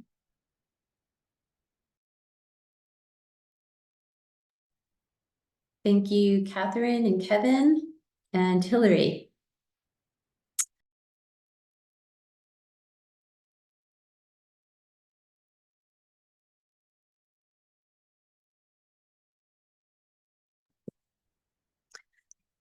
Hello, everyone. Thank you, Catherine, Kevin, and Hillary. I'm delighted to be here today to join this entire event and to share with you some of the findings from the Baby's First Years research study. So I'm going to pivot the premise a little bit as a complement to the prior two researchers' work that you just heard about and speak about the availability of unconditional income throughout the period of early childhood. And we do this in a particular way through randomized control study design. So the Baby's First Year study was originally designed to answer two key questions about the impact of poverty reduction. First, how can poverty reduction interventions support young children's healthy development and brain functioning?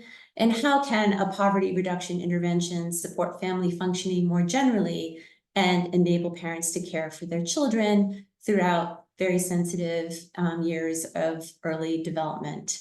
I don't have time to provide all the details of our study, but I encourage everyone to go to our website.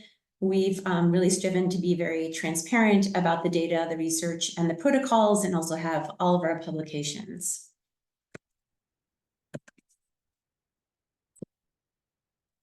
So study of this scope and depth is not possible. I wanted to quickly thank all the consortium of foundations that have supported the work here that actually started with our core senior PI team back in the early 2010, 2011, 2012 time period, and at NIH for supporting the research.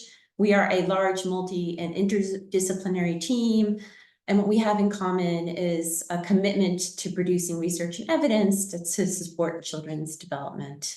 I also want to thank our data collection partners for the first several years of this study from the Survey Research Center at the University of Michigan. So Baby's First Years is a large randomized controlled study. Recruitment of the families that are presently in the study happened before the pandemic. It started in May 2018, and enrollment occurred over a 12-month period to June 2019. There are 1,000 mothers that were recruited with low incomes in hospital maternity wards right after giving birth. We work closely with 12 hospitals in 4 metro areas: New Orleans, Omaha, the Twin Cities in Minnesota, and New York City. The babies in the study were healthy births. A third of the babies in the study were firstborn to the birthing mothers. The sample is very racially and ethnically diverse, largely reflecting the communities in which the study was launched. Families were first approached about their interest in participating in a child development study, and then completed a survey with baseline demographic and economic information. They were then asked about their interest in receiving a high or low cash gift. And upon that, were randomly assigned with insight into one of two groups. One of them is what we call the high cash gift group, and that is $333 a month, which is about $4,000 a year. And I suspect at this moment, at this time in the event, that number has some meaning, given some of the values we've just seen around tax benefits from the former presenters. So that was deliberate. The other group's the low cash gift group that receives $20 per month of $240 per year. So everyone receives something in this study, and that was primarily so that we could identify the effects of the income and not the mechanism of receiving the income. Originally, the study was designed for 40 months of unconditional monthly cash gift receipt. The pandemic happened, we had a pivot, philanthropy responded, we extended the cash gift, and then we extended it again. So families are currently receiving the cash gift for the full 6 years of the child's life. We have a robust annual data collection that has been happening annually through the child's 4th birthday that was completed last year. It will be biannual in the next 2 rounds. We work hard to keep in touch with the families. We connect with them every 3 months. We've been fortunate to have a 90% or higher response rate through our data collection. So to give you a look on how we're actually distributing this cash, which we have found to be a very successful method, at least for the study, it is through a debit card. You can see the picture of this on the right. It is automatically activated at the time of birth, so after these consent processes. The money is deposited monthly on the day of the child's birth date. We have several agreements in place with the sites and states to minimize what we call clawback of other government benefits in lieu of receiving this cash gift. So this cash gift is not a mechanical substitution of other benefits that families are eligible for. And in fact, many of the families, the far majority, continue to receive many cash benefits, or not cash benefits, government benefits that they're eligible for. The far majority of the families, we see that they're using the card, they're using it every month. About a third of the cash is actually withdrawn, or the cash gift is withdrawn as cash. And then we see a diversity of uses of point of sale transactions with the remaining cash gift money. It is virtually drained month to month based on what we can see in the data. This has worked well. There have been very few failed transactions due to insufficient funds or other reasons. We have tried to work as an inter and multidisciplinary theme, kind of honoring this large conceptual model, which I think is important to mention because it sort of kept us honest on data collection or hypotheses and organized. So the higher income hypothesized from this monthly cash gift is conceptualized to increase investments in the ways of goods and time. So think of childcare, quality of neighborhoods, quality of children's environment. And then the second mechanism hypothesized is the higher income would reduce financial stress associated with low and unstable income. And by this reduction in financial stress would free up kind of nurturing, warm parenting and interactions with the child. And it might be a variety of these kinds of mechanisms that then contribute to children's development. As we've heard today, this is all happening in the context of an economy that is stratified, that can be unequal and can be uncertain. So I'm going to kind of march through the findings we're seeing so far. And most of these are through the first 3 years of children's development. So first, we are seeing that the cash gift is translating into higher net income among the high cash gift families versus the low cash gift families. So about 80% of this cash gift is translating into net income. We're not seeing dropping out of the labor force of adults in the household. And we're not seeing large reductions in earnings or other types of sources of income. We're seeing that more money is being spent on child-focused expenditures like books and toys. We're not seeing so far differences in other types of key household expenditures, such as food or rent. We're seeing greater consumption of fresh produce among the toddlers when parents were asked about this at the second-year follow-up. And we're seeing very low frequency of money spent on and no significant differences in spending on alcohol or tobacco as one of those prevailing narratives that were mentioned earlier. We're not seeing evidence of it here. In terms of maternal psychological health and stress, so far we're not seeing improvements in maternal reports of happiness or satisfaction, or in maternal self-reported mental health. In fact, we're seeing some evidence for greater perceived and parenting stress. In parenting, we have a variety of measures. Some are objective types of assessments through audio recording or video recordings, and some are self-report. The audio and video recordings were sort of cut short. We only have some data so far in the infant year, and we did not see effects so far. We also have not seen effects on breastfeeding through infancy. However, we are seeing very consistent year-to-year increased frequency of an amount of time spent on parent-child activities around reading and storytelling and playing.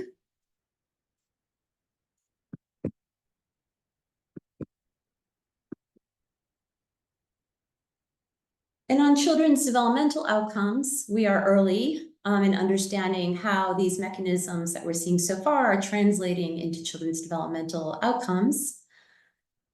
In the first year of follow-up, we were able to measure infant brain development. This was before the pandemic hit, so about 3/4 of the infants in the sample in that first year. And we found that infants in the high cash gift group showed more fast-paced brain activity. These are findings that were published in the Proceedings of the National Academy of Sciences. Based on maternal report, which is what we have in data so far through the first 3 years, we are not seeing effects on maternal reports of children's language or socio-emotional development. But here, this is an arena where there's more to come. We were back in person measuring children's direct assessments of cognition, behavior, and brain, their physical health, and a variety of other parenting and other measures. That data collection wrapped up last year. We're processing the data and analyzing it and preparing it for sharing. In addition to all this quantitative data that we're collecting as part of the study, we are also speaking to mothers. This is work that's being led by Sarah Helper-Meakin at the University of Wisconsin-Madison, incorporating their voice and their experiences as part of what we're learning about the impact of this unconditional monthly cash gift. We're learning that taking on substantial new expenses was rare. That's common to buy necessities and special extras for children. And you see at the bottom here 2 examples of that, of popcorn on movie nights, going out to eat as part of celebrations. Mothers in the family report viewing the money as child's money, but also using this very broadly, including things like to keep the house clean. And over again, we hear the importance of joy and joy in parenting and the way the cash gift supports that endeavor of feeling a lot of joy in parenting.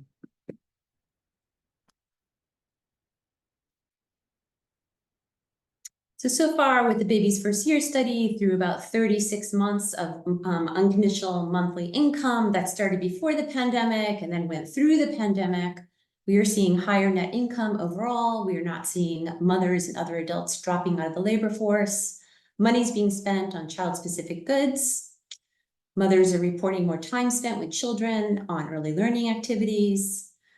We are not seeing so far improvements in maternal happiness or psychological well-being, and some indication of increased anxiety and stress.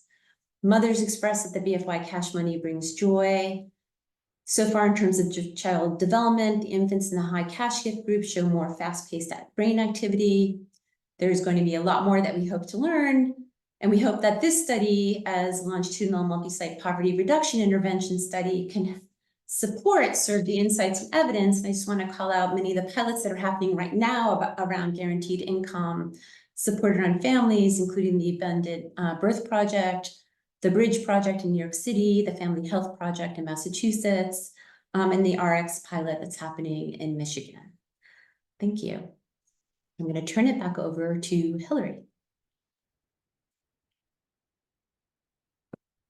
Thank you, Kevin and Catherine and Lisa. So why don't you guys all come back on, and we have a few minutes for a bit of Q&A. We've had some questions coming in from the audience. Let me just start right away, go back to the beginning and ask you, Kevin, I mean, it's so important that you're doing this work. We've got all this evidence, real-time evidence happening in 2021 on the child tax credit.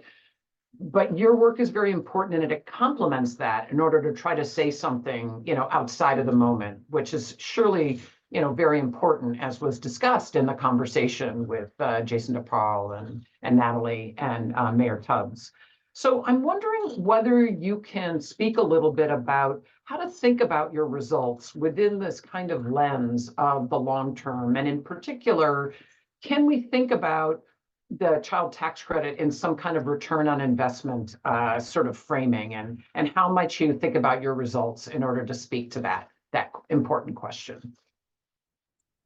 Yeah, I think that's a great point. I think if with more, I think it would be possible to even do like a real cost benefit analysis where you say, this is the estimated net increase in earnings due to the child tax credit. And I didn't do that exactly, but I do think it's worth thinking about.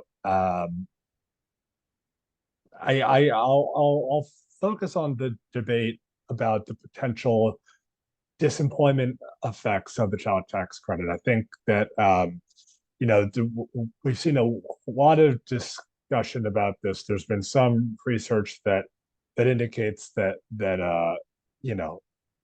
moms in particular would leave their jobs if they had access to child tax credit, and there's been a fair amount of pushback about that, saying that that does not seem particularly likely, and we didn't see that much of it in 2021. But what I think is important is that even if there is some, in the short term, some people quit their jobs so they can spend more time with their kids. In the long term, their kids having access to better education, their kids doing better in school, their kids being able to spend more time with the parents, like these are all things that will increase the child's chances of having a well-paying job or a fulfilling career when they're older. So, this is all long-term. It's even if it's a big if, there is a small disemployment effect in the short term. In the long term, it's a massive pro-employment effect for the kids. So I just think that there's so much evidence that kids whose families have more income they're less stressed, they have better health, there are all these things, and I just and I think we see it in Lisa's research. There's more toys, there's more books at home, just all of these things that kids that make childhood better, and that those effects last into adulthood. So I just think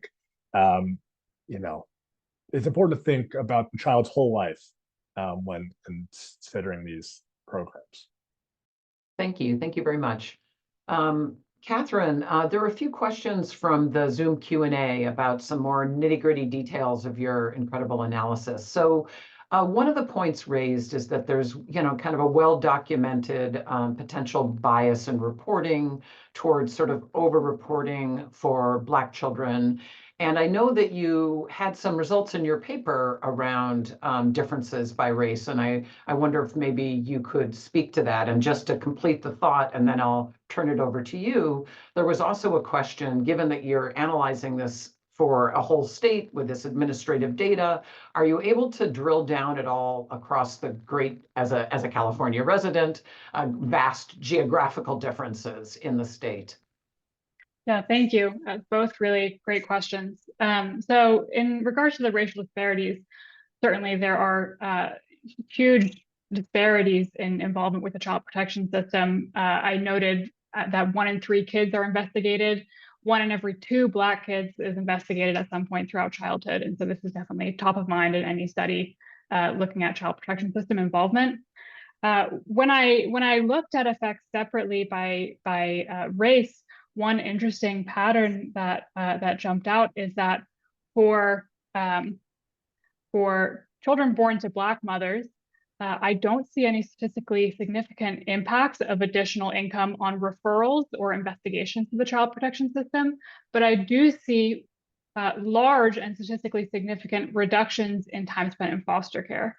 And so one interpretation there is that this additional income is not changing reporting behavior as much for this subgroup, but it does seem to be impacting child well-being as measured by this kind of more severe outcome of foster care placement. So that definitely that's at least consistent with the hypothesis of bias in reporting. And the second question around geographical differences, that's not something that I've dug into too much. In some kind of preliminary analyses, I didn't see any major differences across simply high cost of living versus low cost of living areas, but there are so many differences between those 2 places. Maybe the amount of maybe income is different, maybe the amount of benefits that families are eligible for is different. And so it might be worthwhile to kind of take a second look at that and do it in more depth. So both great questions. Thank you. Thank you very much. And Lisa, so delighted to hear this sweeping summary of the incredible work that's going on with babies' first years. I'm in the corner cheering on this work and just so delighted to see it as your team continues to provide us with such transparent and important results. So there was, you've done a lot of work that really drills into how households are spending these resources, which is obviously really facilitated by your debit cards and your analysis of it. Have you done, one question from the Zoom Q&A, have you done a sort of aggregation of everything that you'd maybe put in the bucket of basic needs, not just food, but also, as was raised by a questioner, diapers, baby wipes, and things, importantly, things like that aren't covered by SNAP benefits or CalFresh here in California? Yeah, thank you. So unfortunately, we don't have a full appraisal of every kind of spending that happens. That would be, as everyone can imagine, a very time and resource intensive endeavor from a data collection perspective. But we did, for the first 3 follow-up waves, ask about food, we asked about utilities, cable, we asked about rent, we asked about remittances, and then we had a much more detailed module on child-specific spending. And that spending included diapers. We didn't ask specifically about wipes, unfortunately, but we did ask about diapers in that first year, and then large durable goods like high chairs and safety devices in that first year. So I guess there are 2 things to mention along those lines. However you cut the data, we see increases in that child-specific spending, right? And so we do see a bump on diapers in that first year. We do see very consistent findings on books and toys and activities later on when we add that question when children are old enough to actually do activities, right, at wave 3. That's pretty consistent, and we'll continue to ask those questions over time. And then the other thing that we're seeing pretty consistently is not big impacts that we can detect on any of the other core kind of what Hillary, you just called basic needs expenditures. And I think that feels kind of surprising and shocking, but one way to maybe think about this is unconditional money, and families are going to be using it in a variety of ways, right? To kind of plug in things that they are experiencing in their own circumstances, in their own infrastructure, in their own sites. So for some families that might be spending a little more on food, and for other families that might be paying utility bill, and yet for other families that may be a doctor's payment, right? And so on average, right, we're not seeing any one of those, what we would call core basic needs expenditures moving. I will say that out-of-pocket childcare, money on out-of-pocket childcare is not large, but we're certainly seeing some movement there. We're seeing some movement on food eaten out. So that could be a time savings, right, strategy. It could also be part of this like joy and celebrations. It could be a variety of things around that. So there's definitely more to learn here. We don't have a full budget. We are continuing to track the child-specific expenditures, where indeed we are seeing some consistent sort of increases. And you're right, a lot of that is not covered by existing safety net programs. Terrific. Thank you so much. Well, I'm afraid we're just about out of time on this panel. So I am now going to turn things over to Margot Crandall-Hollick to lead our next session, which is focused on building effective research and policy partnerships. Margot is a principal research associate at Urban Brookings Tax Policy Center and, much to my delight, co-leading this initiative at the Urban Institute. Her research focuses on tax policies that affect low-income individuals and families, including refundable tax credits, such as the Earned Income Tax Credit and Child Tax Credit. Margot also spent 16 years working on Capitol Hill, advising policymakers at the Congressional Research Service. I'm thinking many on this call may have been like me and really appreciating those incredible reports that she put out at CRS, and also worked for Senator Chris Dodd. So Margot, I turn it over to you. Thanks so much, Hillary, and thanks for such a lovely introduction. As Hillary said, my name is Margot Crandall-Hollick, and I want to welcome you to the final panel of this year's convening. The goal of this panel, as Hillary alluded to, is really for all of us on this call to develop a better understanding about how research can inform policy and vice versa by looking at two research and policy partnerships, one in Michigan and one in California, that are using data and evidence to design, implement, and evaluate policies that benefit children and families. And if you were at our convening last year, and as Hillary mentioned, you know that building a body of evidence on the impacts of cash assistance for children is a central feature of our initiative. The partnerships we're going to talk about today provide insights that can help all of us build better policies for children and their families, whether they're pilot programs in a particular city or modifying federal tax credits as part of next year's debate around the Tax Cuts and Jobs Act that Senator Bennett spoke about at the outset of our convening. And I want to stress that research, we often talk about research as measuring the impact of a policy, but research can also be incredibly valuable, as we'll see, in designing and implementing policies so that they're effective for families and kids. So just an overview, since this is the last convening and we end at 4 o'clock, we're probably going to have about 40 minutes for a discussion with our panelists that I'll introduce, followed by the remainder of the time for question and answers, and we'll hold those till the end of this panel. So feel free to put your questions in the question feature of Zoom, and we will get to them at the end. So now I have the distinct honor of introducing all of our panelists from California and Michigan. I hope there's not a rivalry between these two states by the end, because they are both doing amazing work. I'm going to start with Michigan and Dr. Mona Hanna-Attisha, who many of you probably know, but I'm going to introduce her to those who might not know her work. She is the Associate Dean for Public Health and the C.S. Mott Endowed Professor of Public Health at Michigan State University College of Human Medicine. She is the founding director of the Pediatric Public Health Initiative, an innovative partnership of Michigan State University and Hurley Children's Hospital in Flint, Michigan.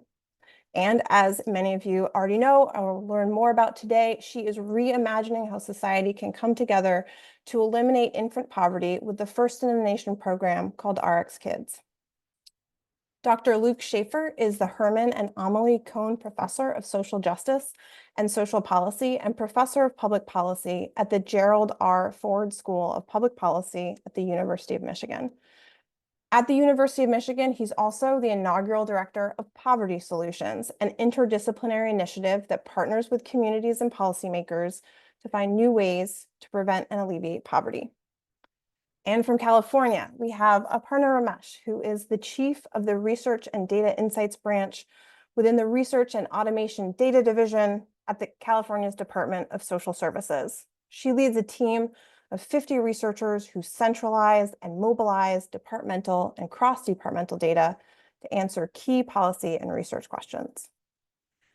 And Dr. Jesse Rothstein holds the Carmel P. Friesen Chair in Public Policy at the University of California, Berkeley, where he's also a professor of economics. Important for our discussion today, He is the co-director of the California Policy Lab, which he co-founded in 2017. The California Policy Lab generates research insights for government impact, performing rigorous research across issue silos to improve programs and policies that millions of Californians rely on every single day. So I'm delighted to have both of these groups here, and I wanted to just start off with initial questions about these particular partnerships. So I thought I would start in California with Jesse and ask you if you could start by describing the California Policy Lab a bit for those who might not be familiar with it, and explain kind of the broad goals of your organization. Sure. Thanks for having me. Our goal at the California Policy Lab is to generate research evidence and insights that government can use to improve programs and policies. We see ourselves as a bridge between academic researchers and government agencies. We make matches where both sides benefit from working together. We're specifically focused on data that are held by government agencies that would be extremely valuable for research and policy, but that the agencies themselves don't always have the internal capacity to get the value from. Our strategy is to develop long-term partnerships with government agencies in California, where we work together to develop research agendas and carry them out. The idea there is that if we both agree on the research agenda, then that ensures that the work we will do will be valuable to the agencies and that we'll have policy impact. An important part of our model is investing a lot in building the infrastructure to support the research. That includes things like IT systems and legal agreements, but also more mundane things like data documentation and code books. In our experience, setting those up for an individual project is a huge cost, and it can often tip a worthwhile project into not being worth the trouble for either the researcher or the agency. But if we set things up right at the beginning, we can pay that cost once and carry out that first project, and then the second, third, and fourth projects don't have to do it, and it makes it much easier for agencies and researchers to say yes to those projects. And I wanted to talk to Aparna, who I know you've worked with many times before. Aparna, you lead the research and data team at California's Department of Social Services. And how do you approach collaboration with groups like the California Policy Lab? Yeah. So, like many human service and social services departments around the country, our work is focused on sort of the anti-poverty programs. So, trying to understand and deliver programs like SNAP, TANF, the statewide guaranteed income pilot that California launched over the course of last year and this year, as well as sort of the caregiving of vulnerable populations. So child welfare, child care, housing and homelessness also falls in the anti-poverty category, adult protective services. And so our research team, we do a lot of work around the data and setting up that infrastructure, oftentimes building off of some of the work that our research partners like the California Policy Lab do. We have access to a lot of this data, and we have the legal authority to try to figure out how to use and mobilize these assets for research and answering basic descriptive questions all the way down to those program evaluation questions. And so setting up that infrastructure so that researchers can help answer those questions, and then working with researchers, such as the California Policy Lab and other research partners throughout the country on executing a research agenda. So, we kind of think of, especially when it comes to our anti-poverty programs, kind of three important buckets. Trying to understand how to measure and how to increase access to programs that we help administer. So that includes equitable access to safety net programs, enrollment, cross-enrollment, take-up is the term of the day. Service delivery. So once you're on a program, what's your experience in that program, the quality of the services received, and then of course impact, and really quantifying and capturing the impact of programs on sort of all the spheres and domains of a Californian's life. So, we are in the process of kind of changing our posture as a research team from one that's reactive to one that's proactive and trying to predict what the conversation is that we're going to be tapped to help answer. And it's working with partners like CPL that allow us to produce some of that research. Some of that research we produce in-house. Partners like CPL come to us with the research ideas. And, we also go to partners with some of the things that we'd like to, and the gaps in our own research agenda that we'd like to fill. So. Thanks so much. Turning to Michigan, Mona, I would love it if you could just tell us a little bit about ARCS Kids. I know a lot of people already know about it, but how you designed this program, what you aim to accomplish, it would be great to get a little overview from you. Thank you, Margot. It's great to be here. It's great to be here with all of you. Thank you for the folks who stuck around for the last and the best panel. Of course, very biased here. So ARCS Kids is pure joy. It is our nation's first universal maternal and infant cash prescription program.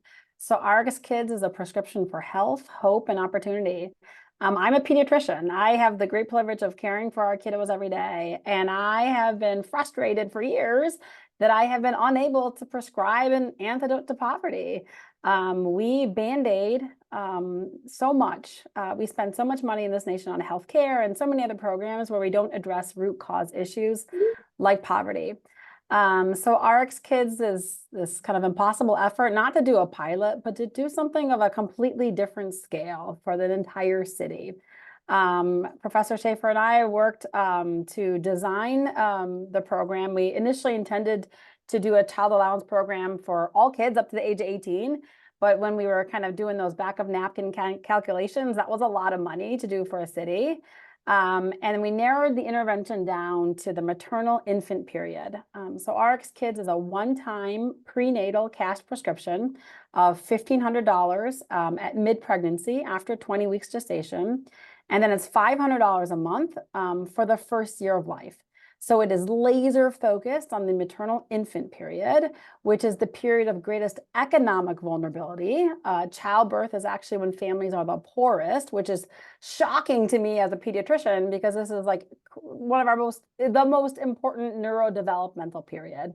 Your brain literally doubles in size in that first year of life. So it's focused on, once again, this period of economic vulnerability and neurodevelopmental vulnerability. So that's, in a sense, what ARCS Kids is. It's a beautiful public-private partnership, which I'm sure we'll talk about, really kind of led by academia with community partners, government partners, lots of philanthropy, and a first-time use of kind of a TANF redirection as well. Luke, we've heard about now ARCS Kids, but can you talk about how this collaboration between you and Mona came about, and between your team at Poverty Solutions and the Pediatric Public Health Initiative? Yeah, I think a lot of the themes you've heard through the day were present here. The first thing is that it really started from Mona and the Flint community. The community, I've worked in a lot of communities, and Flint has really come together in the last decade and done amazing, amazing things. And it's all deeply connected between people and research and philanthropy and the government to bring great things. And so this was an effort to build on that, and it came out of groups of parents saying what would be priorities and what would be exciting new things for Flint to lead the nation. It built also then on the expanded child tax credit and the success that we saw there. But everything has only been possible, first off, because of the incredible community-based driven research infrastructure that has come up in Flint, and we're able to access a ton of administrative data. And there were these long-standing relationships that Jesse mentioned, sort of present between folks who had vital records and are able to bring vital records data in. And also from Poverty Solutions, I acted as a special counselor to the head of Health and Human Services at the state of Michigan, really during that pandemic period. And so we were also able, I think, to leverage that deep and long relationship to do a lot of brainstorming of how we were going to utilize sort of what kind of path was there to utilize TANF dollars and come to the use of non-recurrent short-term benefits that we got to. In terms of using research to evaluate the impact of ARCS Kids, do you guys have a plan for how you're studying or following people over time? What are you looking for or trying to measure, and like challenges you face with people dropping out or, not being able to follow up with them? That's a great question. And we're academics at heart, but I often am a little antsy because I don't think we need a lot more research in this space. We're going to do the research. Once again, we're researchers and we have, research grants. But Luke always says this is the evidence-based policies of evidence-based policies. Child allowances, specifically in kind of in early childhood, is really kind of built on massive kind of global evidence and was really kind of reinforced also, during the expanded child tax credit. We know the evidence, but we are, yes, doing a lot of research. Our research, because this is a universal program, so we launched in January. We have about 700 moms already enrolled. With a relationship with vital records, with birth certificate data, we're almost at 90% saturation of the population. So a massive uptake rate in a very short period of time. We've been able to prescribe over $1.5 million. It's reaching those hard to reach families, which we often struggle to do in many of our interventions in public health and social services. Because it's a near universal program, and we hope to be completely universal very soon, we're really leaning on administrative data sources to do the research. Things like vital records, birth certificate data, Medicaid claims data, child welfare data. This has come up before. We have a colleague with access to the state child welfare data. We absolutely see these cash prescriptions as prevention to involvement in the child welfare system. The peak age of involvement in child welfare is 0 to 1, and it's largely because of poverty-related neglect, and we hope to make a big dent there. So we're going to be able to look at those numbers almost in real time. We're also going to be looking at economic reinvestment numbers. This has come up as well today. Programs like this, especially in a kind of universal way, can be a jolt to local economies. So we want to see how those dollars trickle through the economy in a very much in a trickle up effect. We heard about trickle down, doesn't work so good, but we know that trickle up, especially in these kind of cash transfers programs, work better. So we're going to look at that. We are doing surveys. But once again, our priority is on this population level administrative data. I think I also mentioned we're using Medicaid claims data to look at the impact on health, on maternal morbidity and mortality and prematurity and low birth weight and breastfeeding, WIC data, breastfeeding maintenance. So a lot of big data sources with partnerships from the state. Our survey, maybe Luke, maybe you can talk about that piece. And anything else? Yeah, I was also just going to quickly mention that one of the benefits we have is first, we're talking about 1,000 babies in Flint every year, and the access to administrative data means we have lots of opportunities for differences type control cities that we can follow over time too. But we've been able to raise enough money to guarantee that this will go on for 4 years in the city of Flint.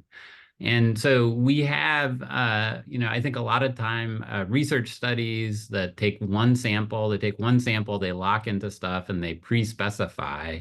And to me, I think as researchers, we really need to be just having a lot more humility in terms of what we know and what we don't know. I think about like natural sciences type labs. They'll repeat experiments over and over and over again until they get it right.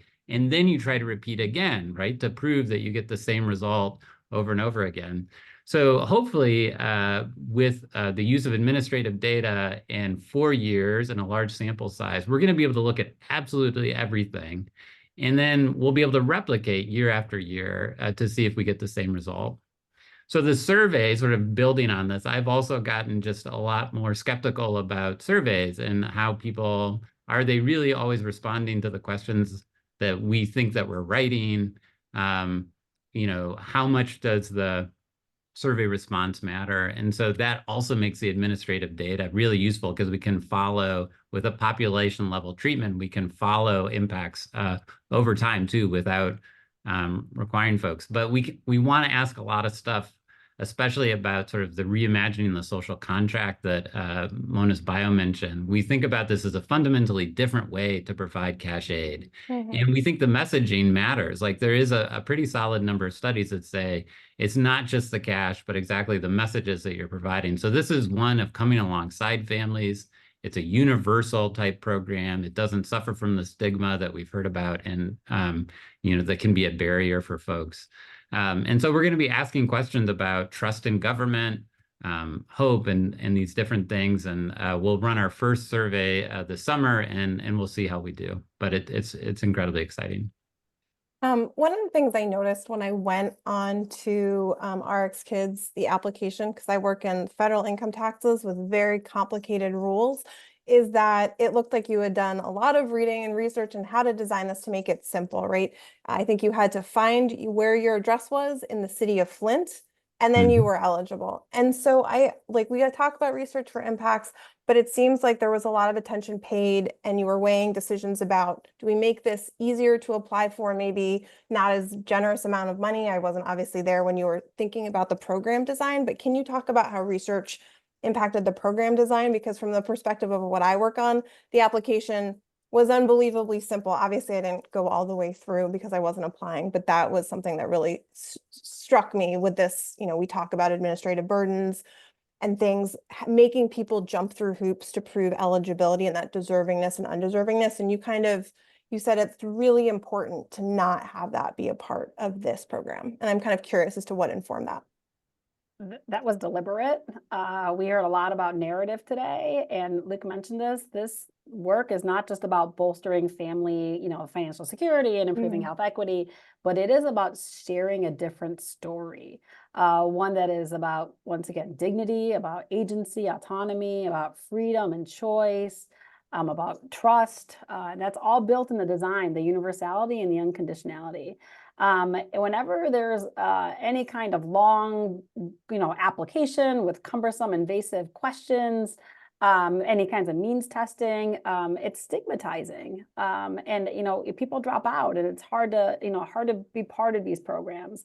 And that's not something we wanted to build. We wanted to build something that was kind of driven by our community. Our mamas tested the application. They changed the questions. They made it shorter. It's about a 10-minute application. Because once again, there's no means testing. It's universal. You just have to live in Flint, be pregnant, or have a baby. There's a lot of testing that happens and verification. The application is also fantastic because of the administrator of the program, which is Give Directly.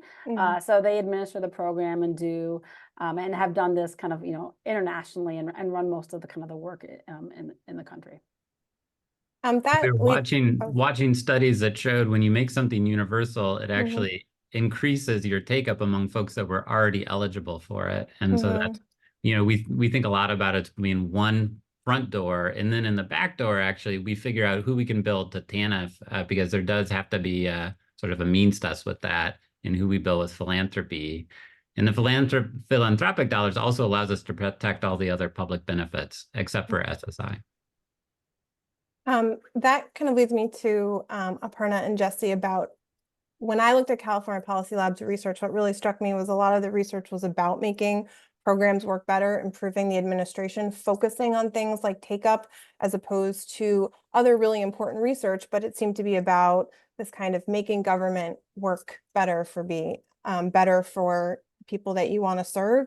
And so I'm curious as to how you choose the research questions. I know you, Aparna, kind of alluded to it at the beginning, but how do you decide, or how do you and CPL decide what research questions they're going to answer and what are important to answer? You want to go first, Aparna? I'll go. Okay. Yeah. Well, so I guess, one thing, I think traditionally research teams, especially in government, have sort of been reactive to the space. So, when you have a lot of statutorily mandated evaluations for programs, mandates from the federal government, requirements related to grant funding. And so I think we're kind of at this opportunity when a department or a government agency has the resources to kind of think more creatively and try to get ahead of those conversations and kind of take a step back and holistic think, okay, well, what do we know? As we've talked about today, there's a lot we know.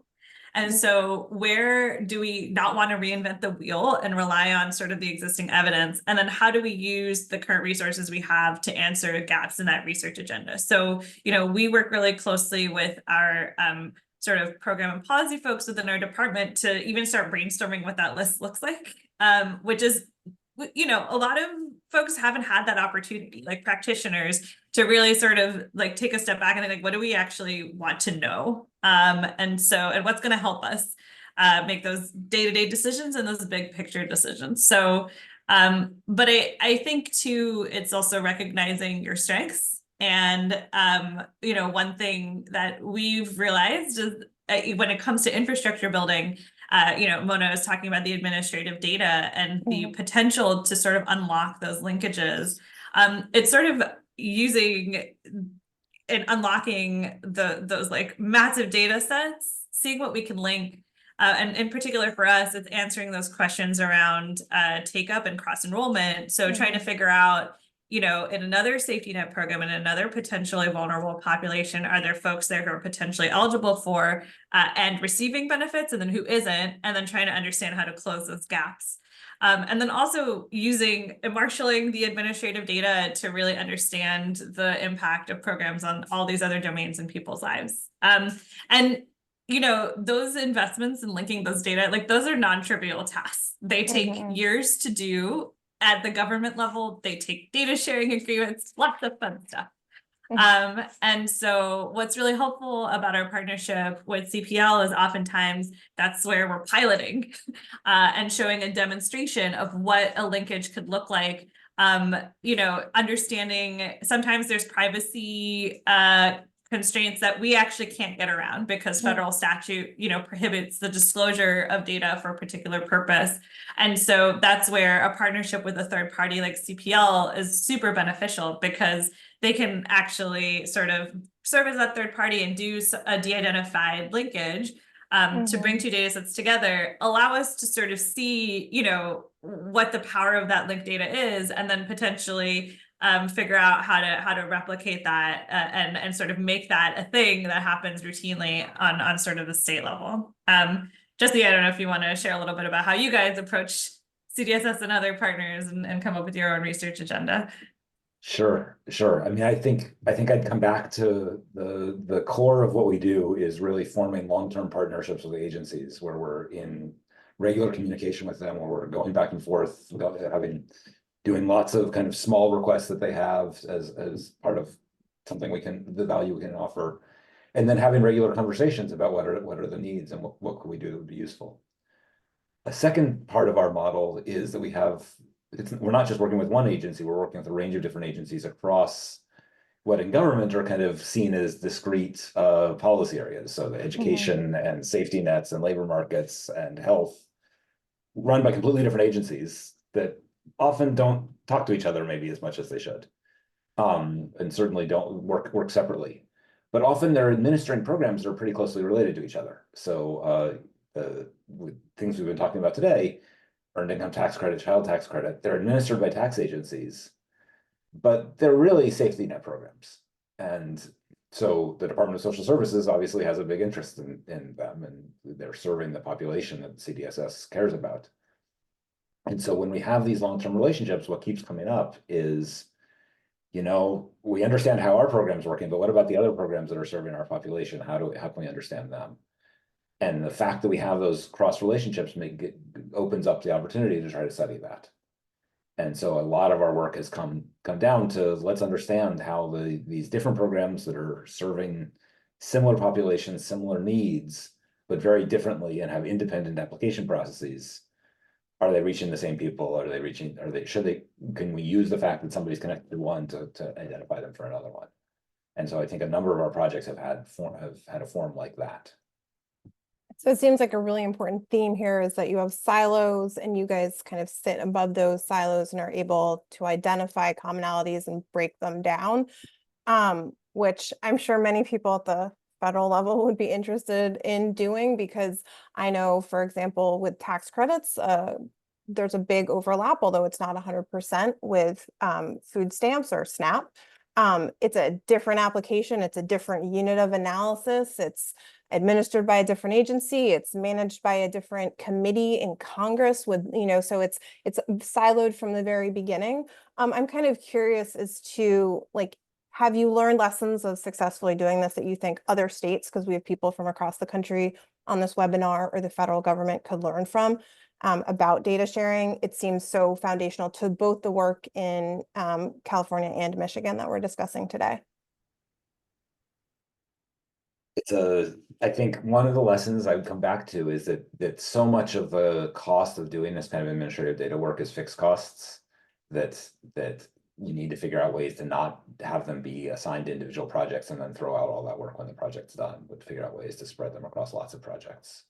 Once you've done that, once you've paid those fixed costs, then the world is a lot more open, and it becomes much more possible to kind of set up partnerships with new researchers who might have expertise we don't have, and could meet needs that the agencies have that we aren't able to. It just, everything gets easier once you do that. And I think what we find is that once we get those giant fixed costs out of the way, there's a lot of demand on both sides to perform this kind of work. And so I think there's a lot of new projects that can be done.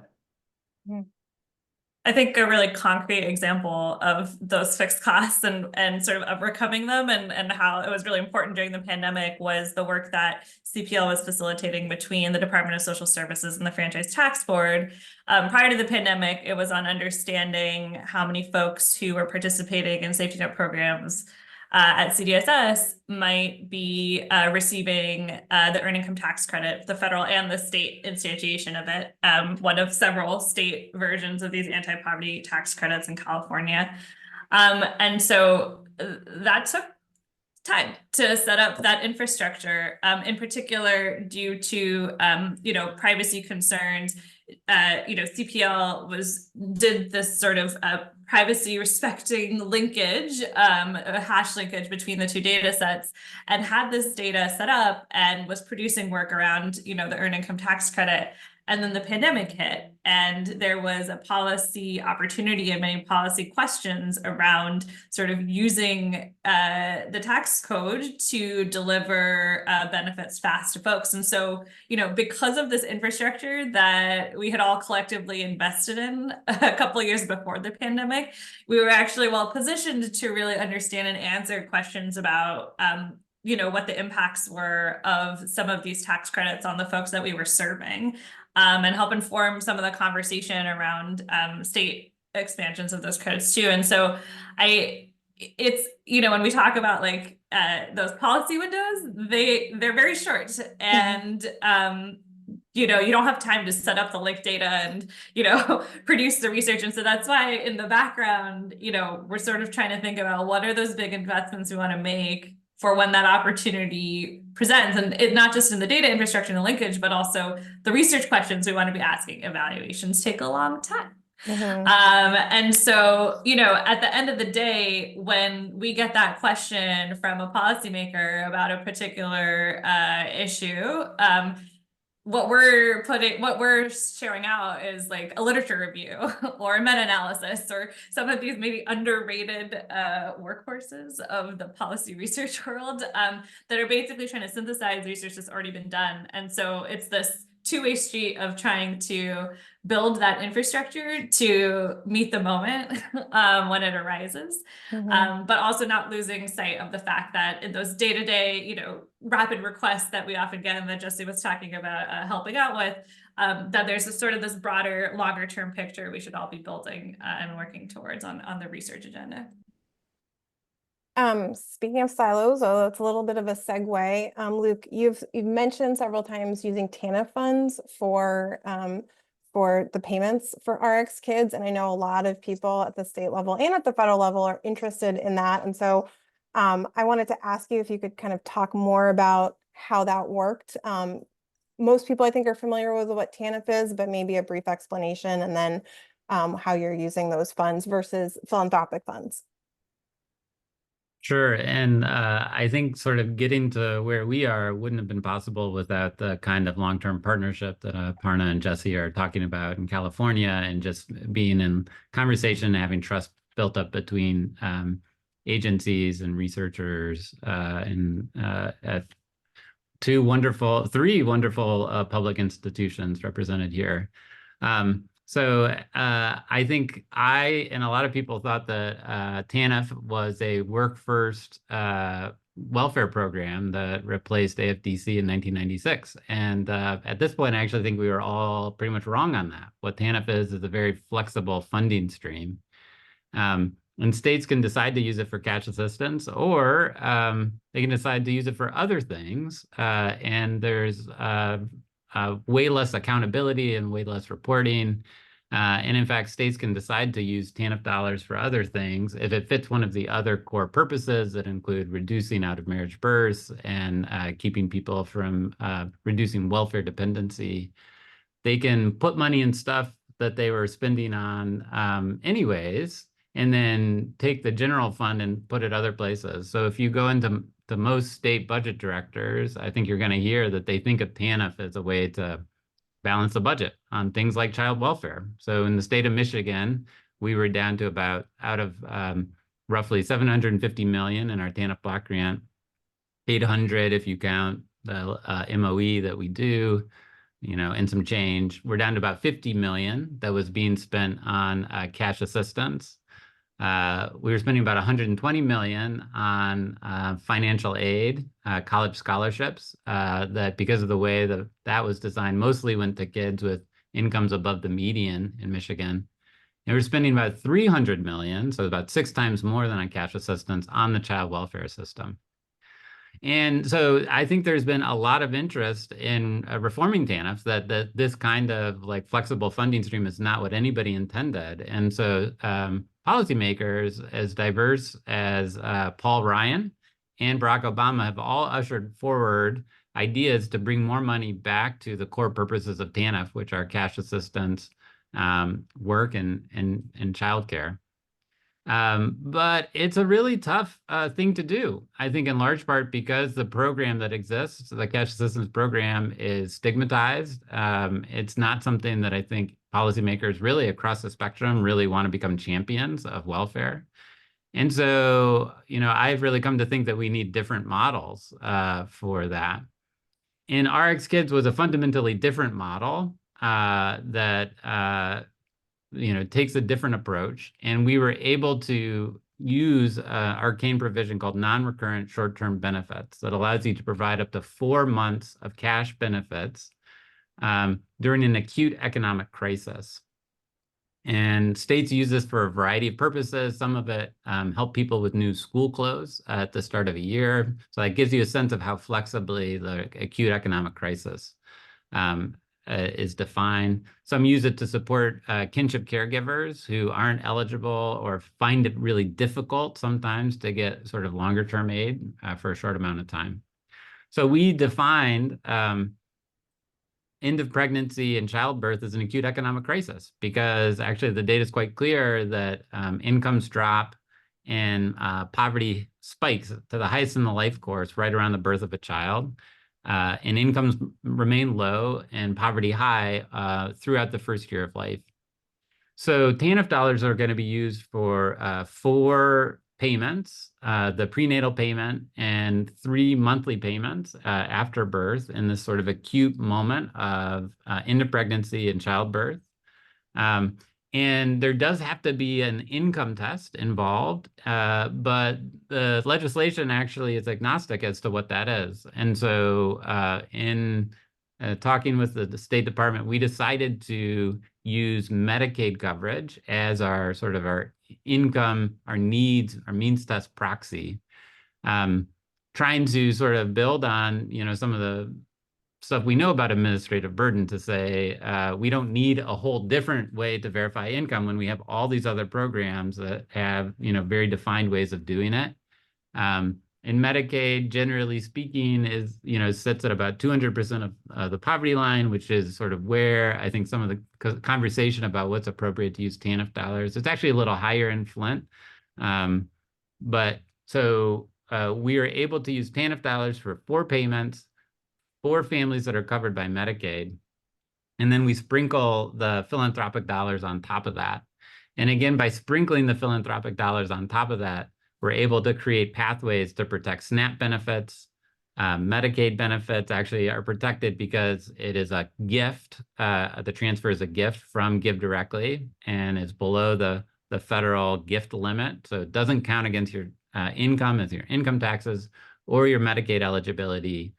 Child block grants, SER, LIHEAP, and TANF all of those benefits are protected. And WIC is protected because if you have Medicaid or SNAP, you're categorically eligible for WIC. So yeah, the pairing of these things together just makes it possible. And the interesting thing is, I think something about serving families during pregnancy, as well as the first year, has attracted attention all over the nation, and sort of unusually in my world, from a lot of states that that lean more conservative. So we're talking to folks sort of seriously about this in Oklahoma, in Mississippi, in North Carolina, and Indiana. So by having sort of the sustainable revenue stream in TANF that can sort of help with the funding, and by structuring it in this way, it looks like that there is sort of broad interest across the whole host of states that could adopt something like this. At the outset of this convening, there were discussions about deservedness and undeservedness and narrative and research. And I'm kind of curious, it seems like RX Kids has really taken off. I was wondering, do you think it is going to expand to other states, to different parts of Michigan? And if so, what do you think the durability is of that particular program compared to other income support programs? Yeah, I mean, no person knows their future, so it's always impossible to predict these things. But the level of interest that we've gotten from states, and just a really diverse set of states, I think puts it on a different path. So if it's a program where we actually see state adoption in Michigan, Mississippi, New Jersey, none of this is for certain, Indiana are adopting different sort of versions of this, or RX Kids exactly. I think that speaks to a different type of durability than a lot of different policies. And it's something that could be expanded to poor communities. So we often talk about like targeted universalism, like we want this to be a universal program, but perhaps it's a program that really targets poor communities. So that's a possibility. That could be urban communities or rural communities. I've been spending a lot of time thinking about rural communities lately and the particular disadvantages that they have. And I think there's some just interesting possibilities for federal involvement somewhere down the line. So you could imagine a program that matches TANF dollars at the state level with federal dollars to make it a near universal program. And also cleans up all of this disastrous stuff we have with program benefit interactions, right? Like that's just a mess, and it would be great if the federal government could make it a little bit more clean. Like the child tax credit did that for us because it was structured as a tax credit. So I like it when there's many different paths to replicability, when you have sort of an unusual set of folks that are interested in the policy and are coming together. And so I'm quite optimistic about the chance that this could spread across the country. We had another question for you, Luke, and it was about, do you find worked welfare programs like TANF more beneficial for child outcomes for the children and households receiving the assistance compared to other non-work required transfers? I don't know if you want to answer that one. Yeah, so, my reading of the welfare reform literature was that at least in the sort of first generation of what TANF was, some families did better, or they were able to go to work. It's really hard because you had the expansion of the EITC as well. You had a really strong economy. You had a minimum wage increase. So I think those things all sort of culminated to at least the first 5 years of welfare reform, real improvements, and maybe longer. And then, of course, the bottom dropping out for folks at the bottom. And I've written about that. I know Hillary has written about that. We've used survey data. We've used administrative data.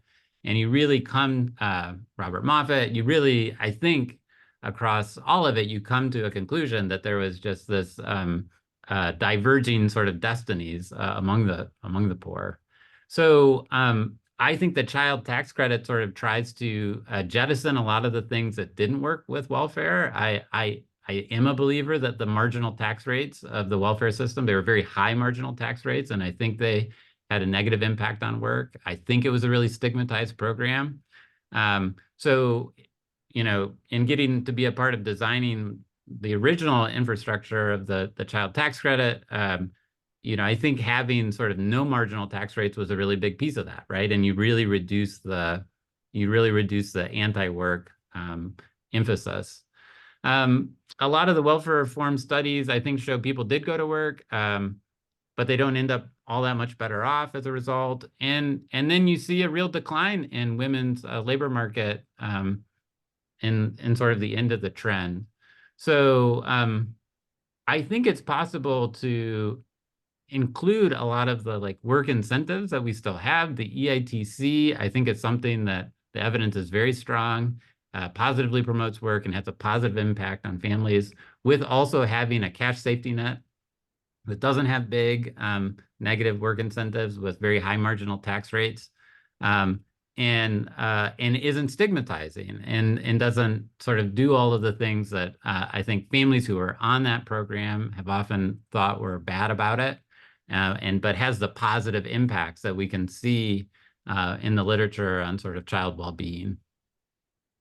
And then I'll make this very, very quick, but that is, I think a long and complicated story. The story with work requirements and other programs, I think is a lot more, is even more clear, right? When we look at Medicaid work requirements, I think the evidence is quite clear that they just have the impact of confusing people, of being not administered very well, and seeing huge declines in the caseload, and absolutely no impact on work at all. And that's also my reading of the evidence on SNAP when you have the ABOD work requirements.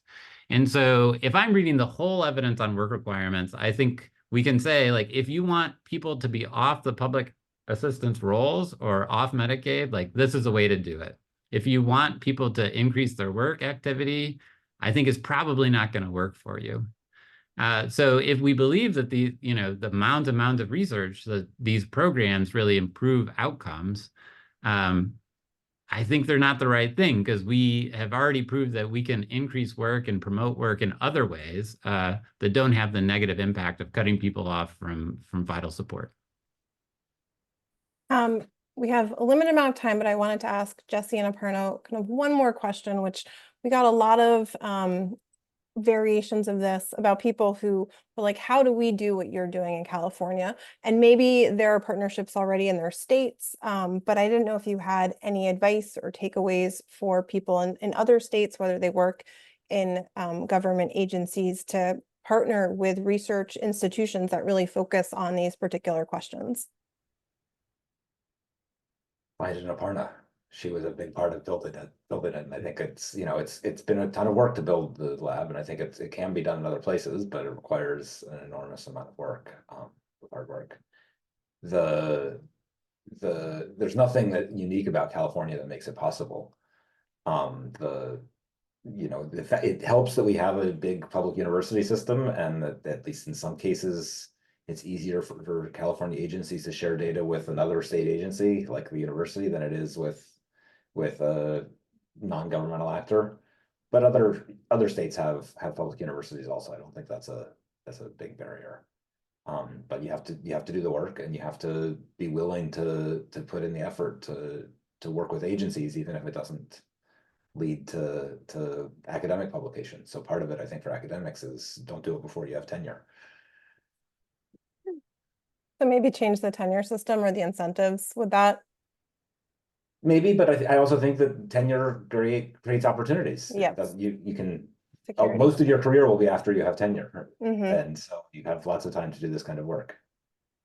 Do you, Aparna or Jesse, have, or even Luke, have any recommendation for at the federal level? We know we've had some people from federal agencies about how to do things like this, especially with data sharing. Any data sharing recommendations? Yeah, I mean, I think, I was talking to someone at HUD just the other day and thinking about their comparative advantage. It was a social policy analyst, and they do have access to a lot of data, right, that we don't. They can partner with researchers, but also just keeping an eye out for what the innovations are that are happening around the country, and taking advantage of what you have. I think I always am a big fan of inviting people to start by asking questions. So if you're connected in communities, like what are the things folks are interested in, and then trying to use the tools that you have to answer some of the questions and help with refining or innovating. And I would say we're making progress at the federal level. I think, you know, the federal statistical research data centers are a version of what I've talked about with CPL, of paying those fixed costs. And then so that every project doesn't have to come up with its own IT solution and project review solution. And they were originally just for census data, but now other agencies are bringing their data in there as well. And I think that's very valuable. I think there's more to be done on kind of making this easier. Right now, it's still hard enough to get projects approved that it tends to be mostly academic projects with long timelines. Harder for agencies to do it for their own needs. I would say the other big uncrossed bridge is how do you combine state and federal data? That there are a few state data sets that make it up into the research data centers, but for the most part, the states hold on to their data and the federal government holds on to its data. And there's a lot of work that would benefit from being able to combine the two. And I didn't know if you want to. All states, we operate under what is permissible and allowable by federal and state statute. And so, and part of what we've been able to do with the California Policy Lab is, you know, where there are frictions, try to use a third party to help, you know, do linkage for the purposes of research. And so, you know, if there's a linkage that a state has done using this sort of strategy that looks appealing, you know, at the federal level, I think there's opportunities to potentially, I think of these as pilots almost, that could be potentially scaled. And then just on the getting tenure piece, I am not an academic, so I won't comment on the tenure system, but you know, sometimes it's wild, just like in a day, how many original research questions we get from our legislative partners, you know, from other folks in the administration that we cannot answer because that infrastructure or that question has yet to be asked. And and you know, there is a preponderance of evidence on some of the very things we've been talking about here already, but I do think that there are more opportunities for researchers and academics and government to be talking because like there's so many unanswered questions still. And you know, there's sort of the large impact questions we've been talking about, but the devil's in the details. And sometimes those little details on implementation, those are the things people are scratching their head on, that could potentially make or break a program and potentially be tied to a potential impact that you may want to measure or study. So I'll just throw that out there as a pitch for more of these collaborations, even for untenured faculty. Well, it's almost 4 o'clock, so I want to thank all of you for taking the time to participate. And I am going to close out not only the panel, but this entire convening. So I want to thank everyone for being our panelists on this panel and other panels. I especially want to thank the Doris Duke Foundation for their support of this convening, our partners at Berkeley's Opportunity Lab. I couldn't have done this without, and we couldn't have done this without the urban events team, as Sarah mentioned at the beginning.